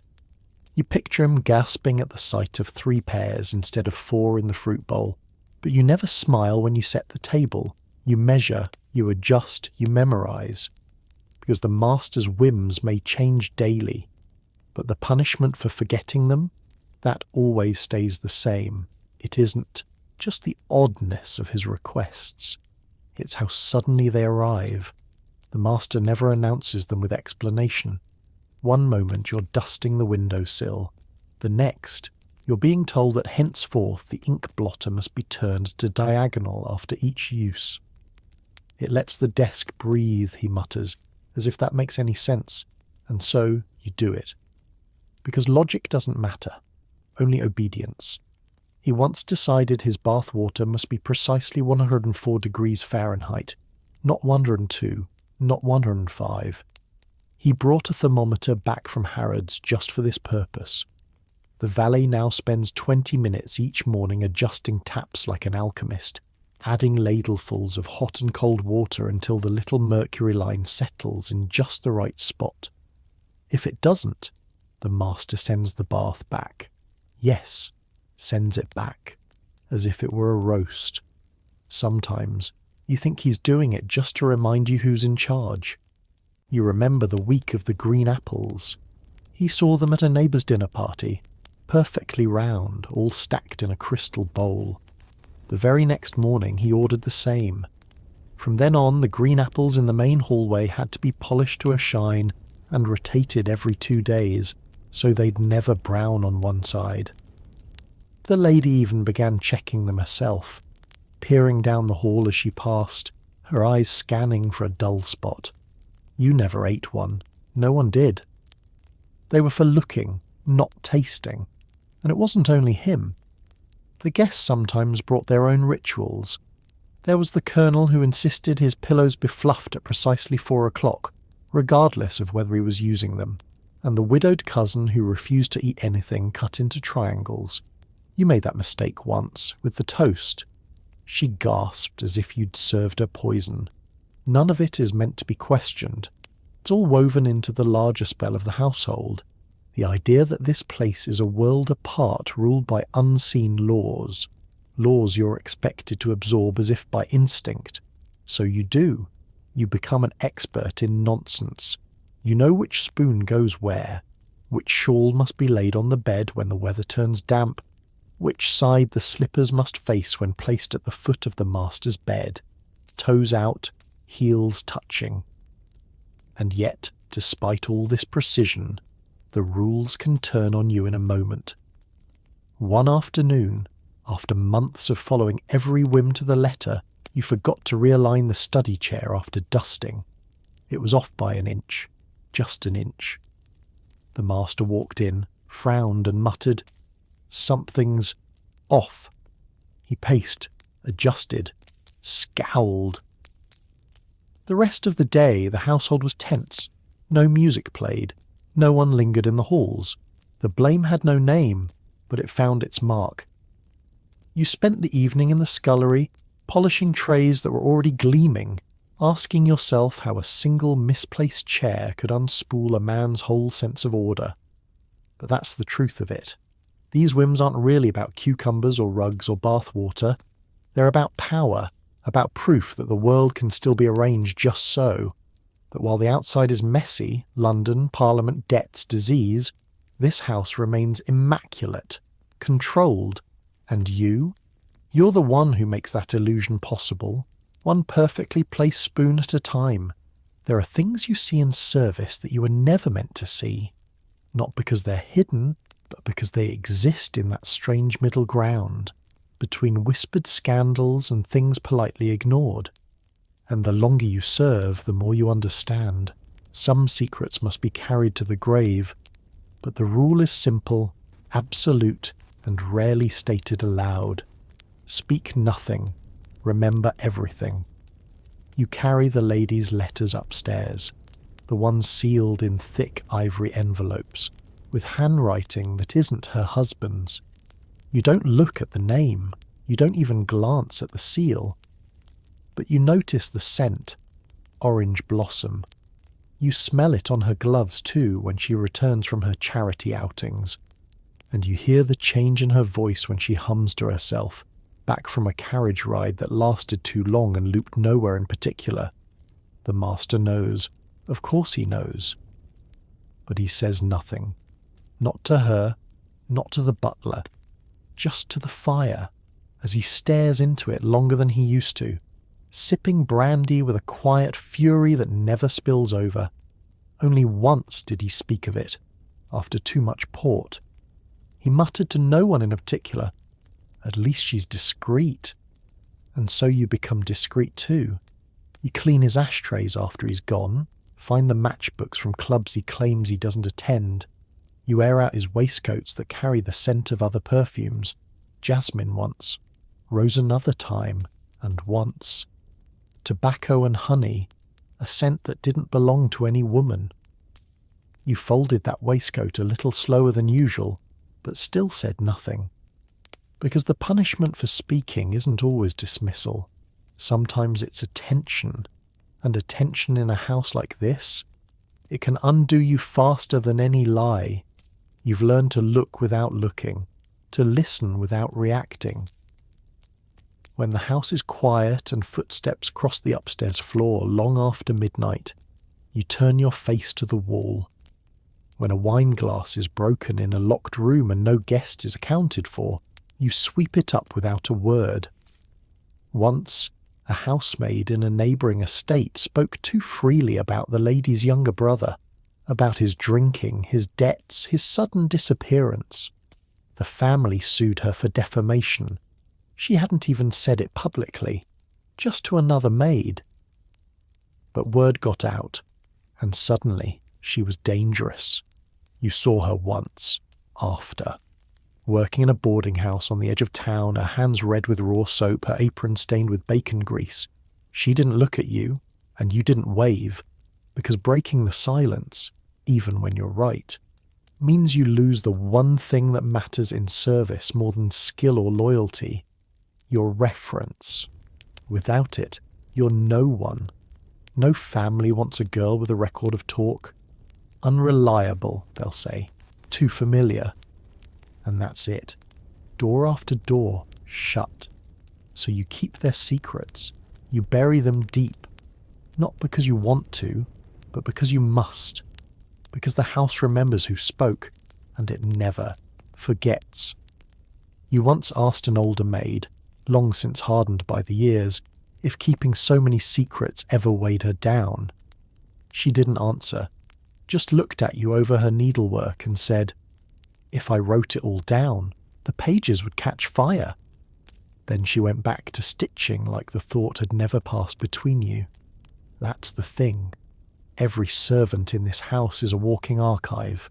Of the glances exchanged at dinner, of the slammed doors after guests leave, of the tears muffled behind embroidered handkerchiefs. You see it all.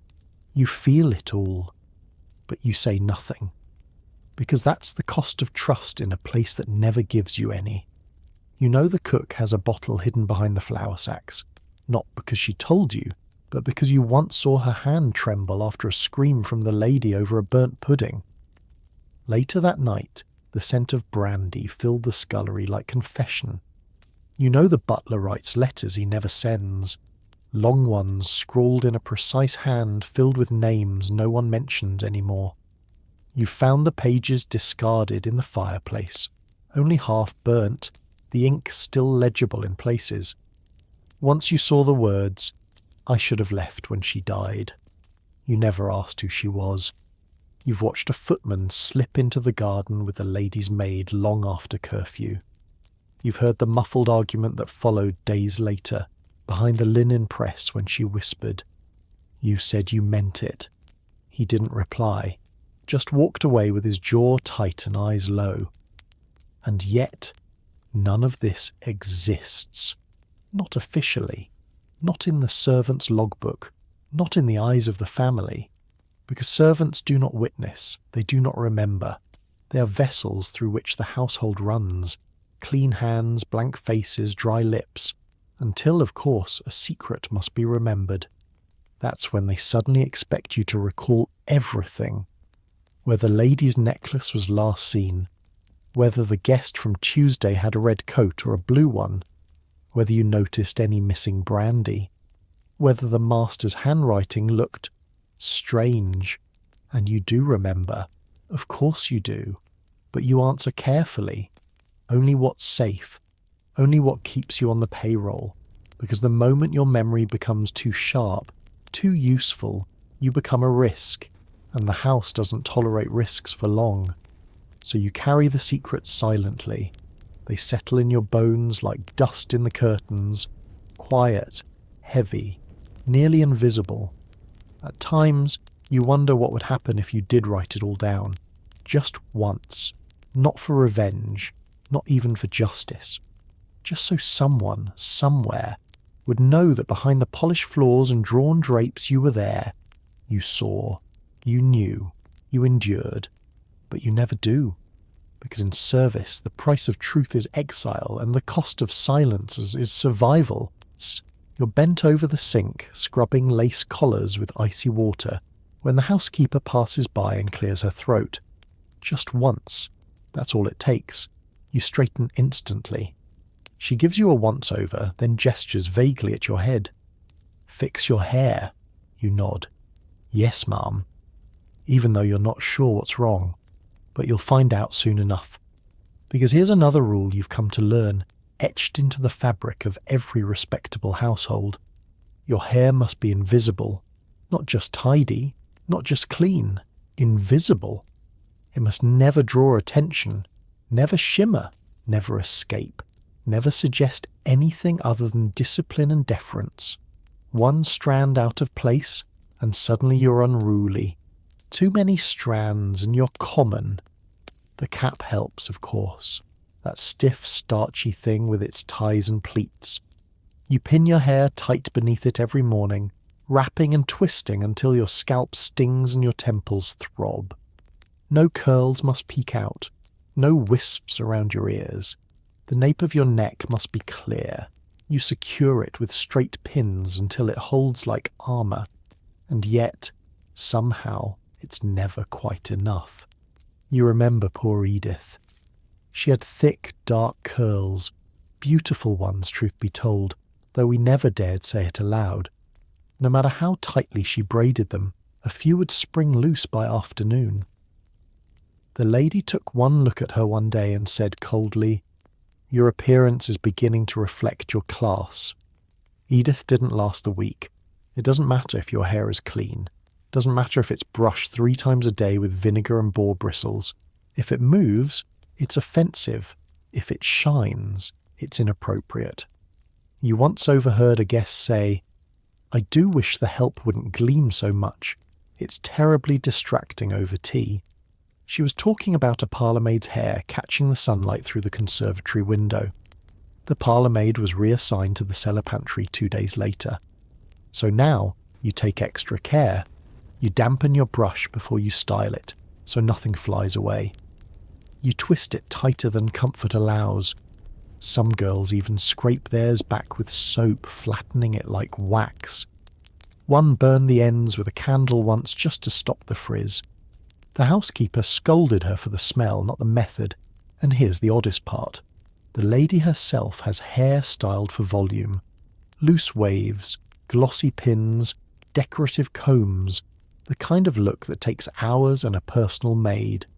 Her vanity table is cluttered with pomades, oils and French scents. But she looks at you, scrubbed, plain, with a face pinched from tight braiding, and seems reassured, as if your discomfort confirms her elegance. The message is clear. Her hair is to be seen. Yours is to be erased. Even on your half day when you're allowed to walk into town in your best, you think twice before loosening your braid. What if someone from the house sees you? What if your reflection in the bakery? Window drifts back through the servant grapevine, so you leave it pinned. Always. Just in case. Because in this house, a loose strand is not just a strand, it's a threat. There's a particular shame in being noticed for something as small as hair. It's the kind of mistake you don't realise until it's too late. Until someone narrows their eyes at you across the drawing room or tuts behind your back in the servants' hall. You'll spend the rest of the day wondering, was it that loose curl? The shine near my temple? Did my cap shift when I bent to lay the fire? And you won't ask. Because asking would confirm the suspicion. You've seen the quiet consequences. A reassigned post, a cold stare from the housekeeper, an apron that doesn't get returned from the laundry until someone else's name is stitched into it. Sometimes the rules feel like they're not about propriety at all. They're about erasing softness, soft voices, soft hands, soft hair. Everything about you must signal discipline, restraint, control. If your body dares to show signs of nature, of being alive, untamed, human, it's corrected, compressed, hidden. You remember being a child in your mother's cottage before service. She would comb your hair slowly with warm fingers and a gentle rhythm, humming something tuneless. It hurt sometimes, but she'd always apologize after a tug. You cried once, not from the pain, but because you knew it wouldn't last. Now, no one combs your hair but you, and never gently. You've learned tricks over time. A thin ribbon tied under the cap to hold it in place. An extra pin placed behind your ear, hidden in the fold. At night, you plait your hair into a single long braid so it won't knot in your sleep. But you never leave it down. Not even in the attic when you're alone. Not even on your day off. It doesn't feel safe anymore. You once overheard the lady's niece talking about a maid in another household. She wore her hair down on the landing, can you imagine? Looked like a wild thing, like something from a painting. The others laughed. You didn't. Because for you, that wildness has consequences. You sometimes dream about it, though, that your hair falls free, that you run down the hall without a cap, the wind from the open door catching each strand like a banner, that someone sees you, not with judgment, not with disdain, but with recognition. And in the dream, you don't flinch, but in the waking world, you rise with the sun, twist it back tightly, secure each pin like armour, and prepare once again to be overlooked. Because beauty here is not a gift, it's a danger, and your hair, like everything else, belongs to the house.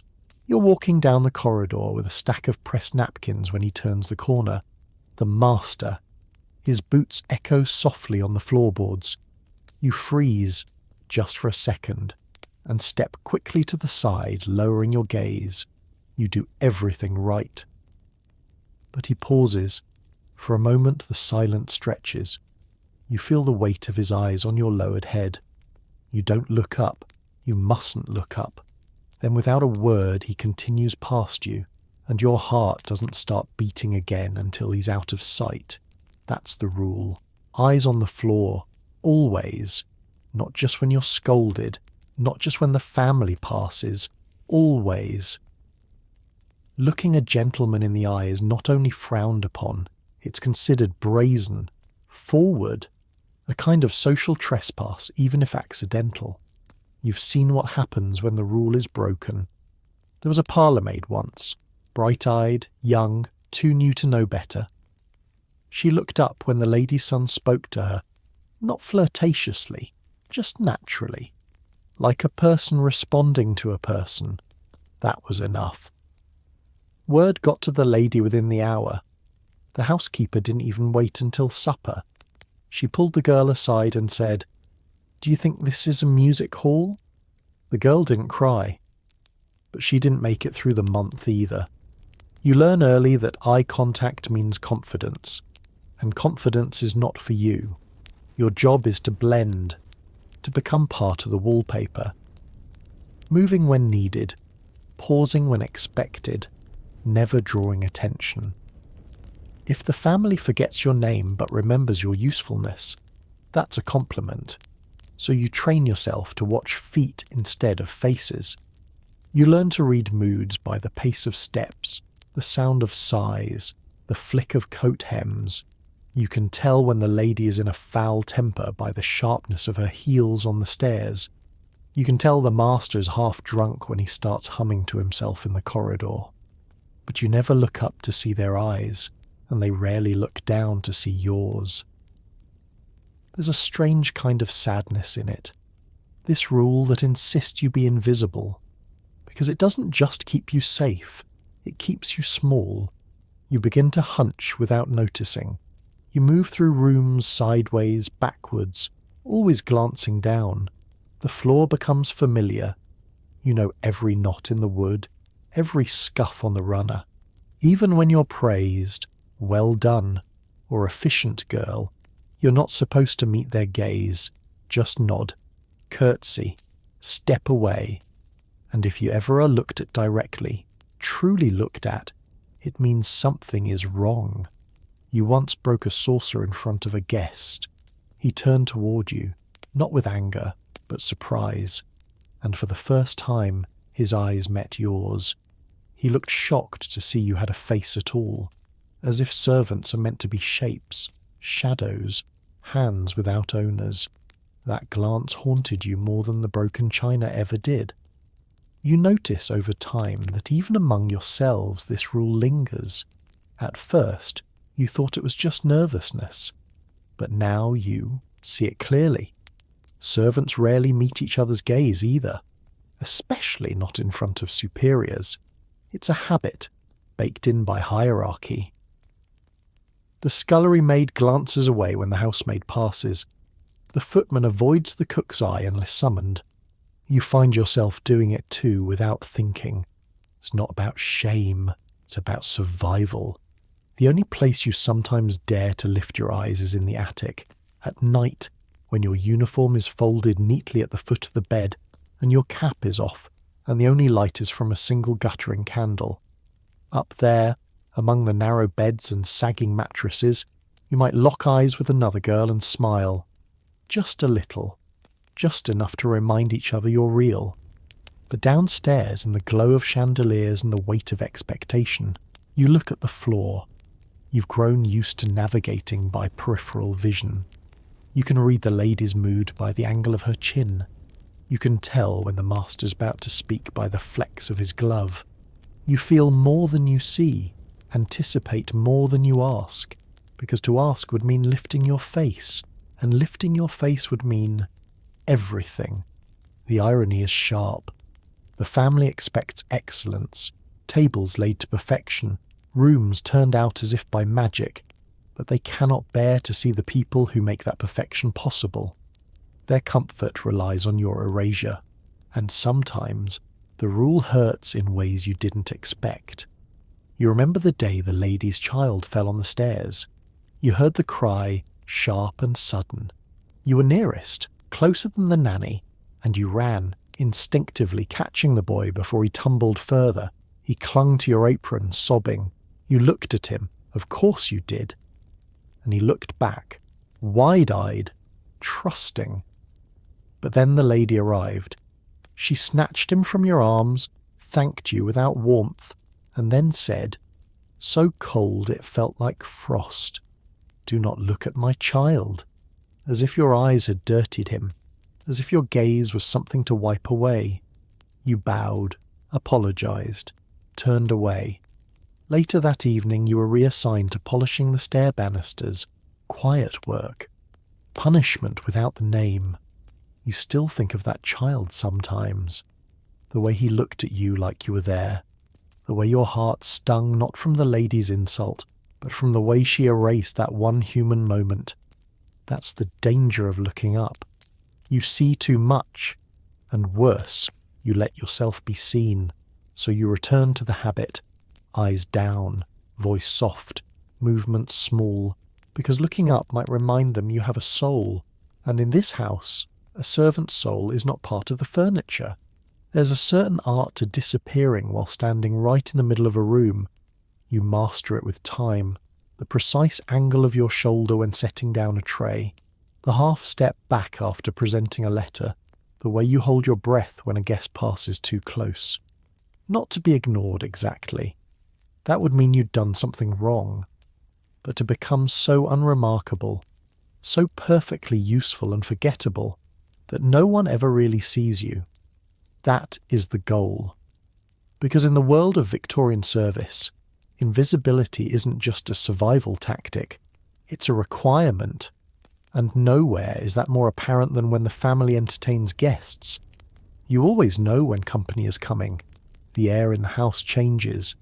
The footmen polish the silver until their fingers blister. The housemaids scrub the floors on their hands and knees. The cook mutters like a woman possessed. The housekeeper becomes an extension of the bell system, appearing in doorways before anyone dares pull the cord. You vanish. Not literally, of course. You're everywhere. In the drawing room, lighting fires. In the front hall, brushing away the invisible dust. Upstairs, removing scuff marks from the floor with a dab of vinegar and a worn cloth. But no one should notice you. The moment the first guest steps inside, you must become part of the background. Not a servant, not a girl, not even a name. Just hands, movement, presence without presence. You're taught to walk soundlessly, to breathe quietly, to leave a room before your shadow stretches too far. It's not just etiquette, it's reputation. A guest who complains of a lingering maid could ruin more than your position. She could stain the house's image, and the lady will not allow that. You remember one evening when the drawing room was full, laughter rising like steam off teacups, gloves tossed carelessly on chairs, the smell of tobacco curling in the air. You stood near the wall, still as a vase. The lady snapped her fingers once and you moved instantly, tray to hand, posture exact. Not a single guest looked at you, but one did comment as you left. "How clever, I didn't even notice she was there." That was a compliment, and you took it like a medal. The funny thing is, your training in invisibility goes so deep, it begins to shape even how you think. You start preempting needs before they're spoken. You know when to open a window before anyone feels stuffy. You replace an empty glass before it's noticed. You refill an ink pot before the master calls for it.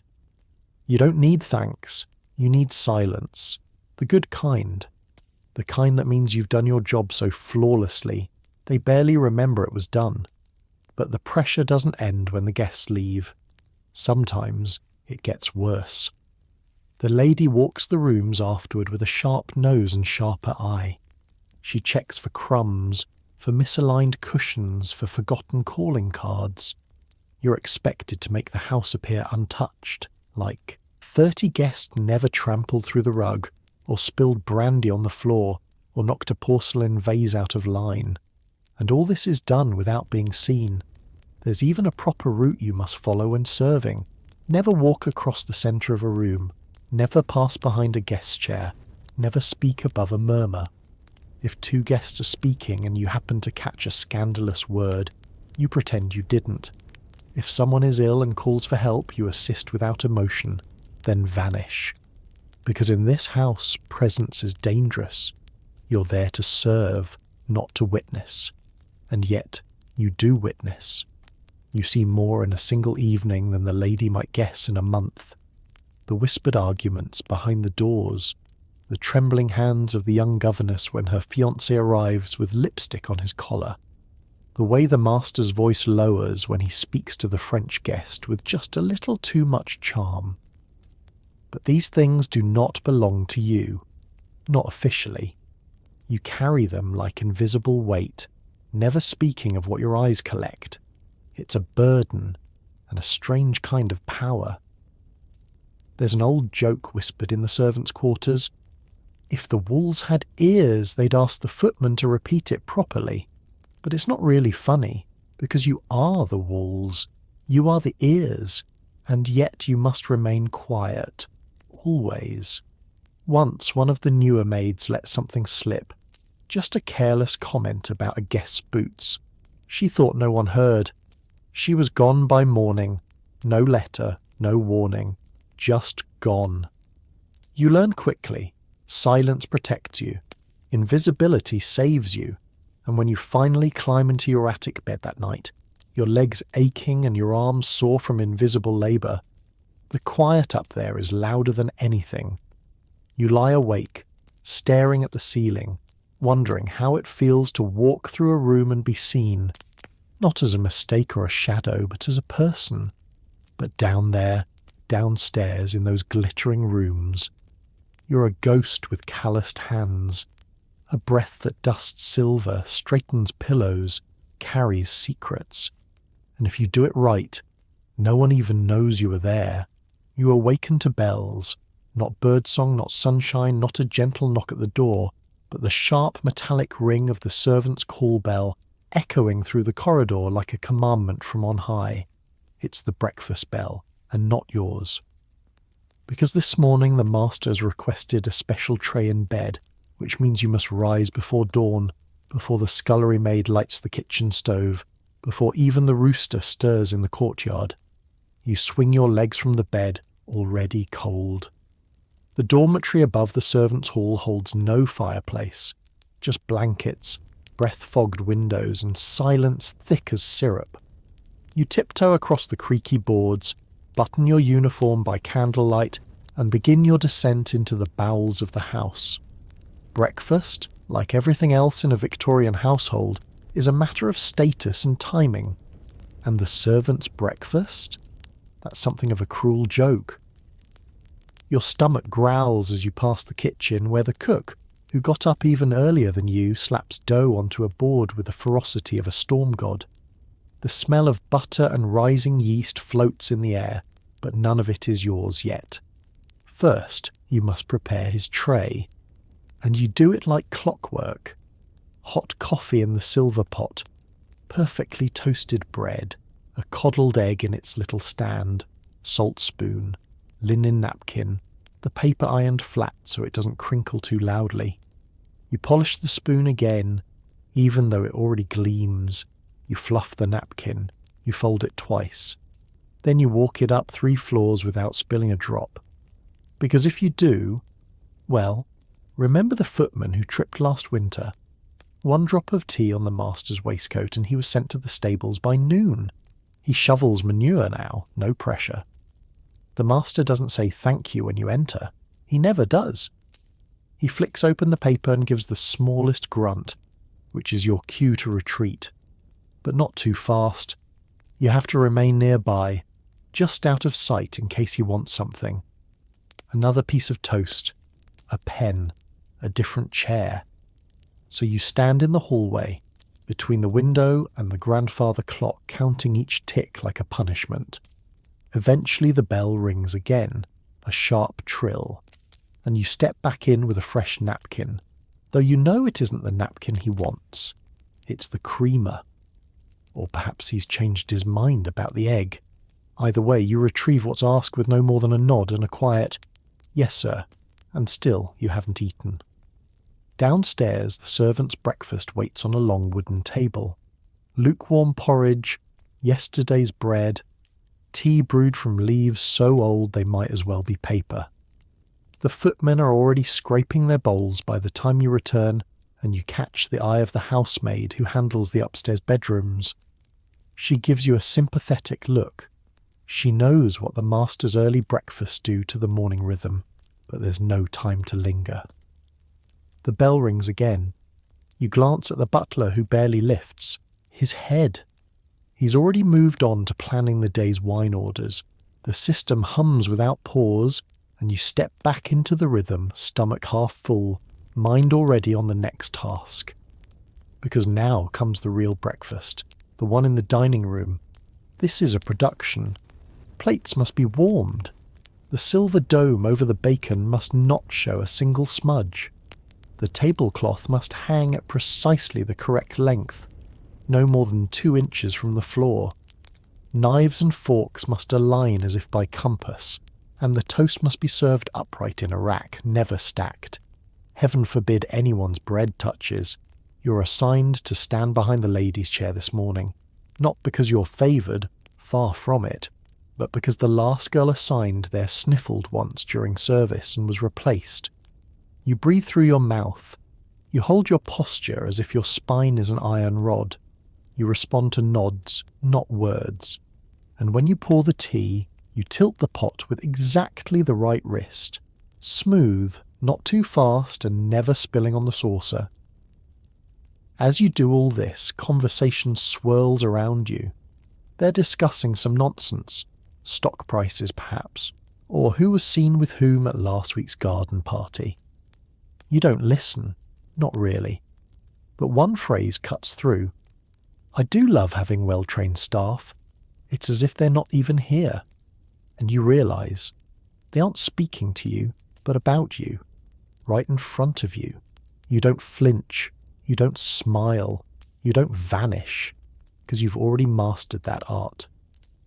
Later, once the family has dispersed, you slip into the kitchen and eat the rest of your porridge cold. Someone left a crust of bacon, and you take it without guilt. It's one of the only small luxuries in this life, because you've come to understand something strange. You don't just serve breakfast, you are the breakfast. Polished, plated, offered up for judgment, then forgotten the moment the next course arrives. But you don't break. You just carry the tray back down the stairs, your footsteps light, your face blank, and your stomach still half empty. Always ready, always watching, always hungry. There's a saying among the older housemaids that gets whispered only after lights out, when the gas lamps are off and the air is thick with starch and secrets. A servant's worth is measured by how little they leave behind. Not fingerprints, not footsteps, and certainly not complaints. And so, your final task today, the most important, isn't polishing silver or fluffing pillows. It's ensuring your existence never disrupts the house's delicate balance, not even by accident, because tonight is the quarterly inspection, not of the house, though that too must gleam like a showroom, but of you. You're to be presented like furniture, upright, silent, proper, uniform starched, apron spotless, shoes blackened to a mirror sheen, fingernails trimmed, hair tucked, and your face expressionless. You're not to speak unless asked. You're not to ask anything at all. The housekeeper paces the servants' hall like a general before battle, straightening cravats, adjusting cuffs, even licking a finger to polish a scuff from a scullery boy's ear. She reaches you last. Smile, she says softly, but not too much. You're not enjoying yourself. You're honoured to be here. And so you do. You line up at attention. When the master and mistress descend into the servants' hall for the inspection, a rare, ceremonial crossing of worlds, you keep your eyes low. They walk slowly, nodding at some, ignoring others. The butler murmurs your names and duties like your items in a catalogue. Kitchen maid, second footman, scullery, upstairs maid, nursery assistant. When they reach you, the lady's gaze lingers a second longer than expected. She studies your shoes, your hem, your hands. Then she leans ever so slightly toward her husband and says, "That one's quite satisfactory, a reliable girl." You feel a flicker of something odd. Not pride, not even relief. Just a muted sensation that your training worked. And then the moment is over. They pass on. You become background again. When the inspection ends, the line dissolves like steam. The cook returns to her boiling pots. The footmen take down the gas lamps.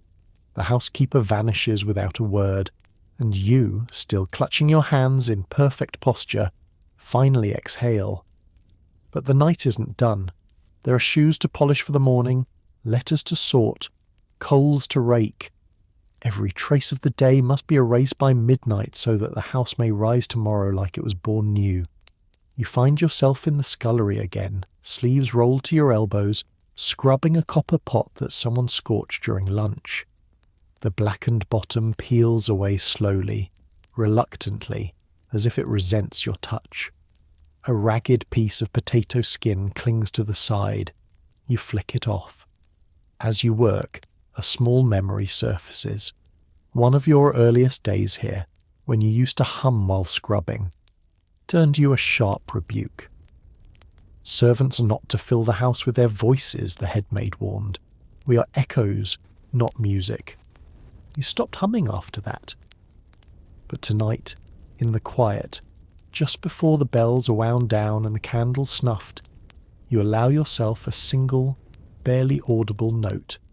Not a song, just a hum. It lingers in the air for a moment, unnoticed by all, and then it's gone. You return to your attic room when the hall clock strikes 10. Your feet are blistered, your fingernails rimmed with soot, your shoulders tight from effort, but the uniform is still clean, your name unmentioned, your mistakes, if any, unseen. You lie down on the narrow cot and draw the coarse blanket to your chin, and for the first time all day you are alone. There is no bell to ring, no footsteps above, no demands to meet, just the creak of the beams, the whistle of wind, and the slow, soft thump of your own heartbeat. You blink up at the ceiling, the house sleeps, and so, at last, may you. Shh, you've done enough. The silver is polished, the trays are empty, the doors are all locked tight, and the fire in the drawing room has faded into gentle amber coals. Tonight, you've walked every hallway of a world long gone. You've lit candles, fluffed cushions, carried trays, and vanished into doorways like a shadow. You've seen what it means to be invisible and invaluable, all at once, and now you don't have to do anything more. Let your shoulders drop just a little. Let your breath fall into rhythm with the ticking of some old grandfather clock far away in a distant corridor. The master won't call for you tonight. The housekeeper's steps won't echo down the stairs. The bells are all silent. Just you now. And stillness. Imagine the hush of that servant's attic. Imagine the scratch of wool blankets, the soft gusts of wind through loose window panes, the muffled sound of the city outside, but only just. There's no scullery to scrub, no apron to starch, no inspection to pass. Only this moment and the warmth of rest that's been earned. Let your mind drift now, like footsteps down a hall that leads nowhere in particular. You've served enough for one day. Let the house fade. Let sleep take its turn.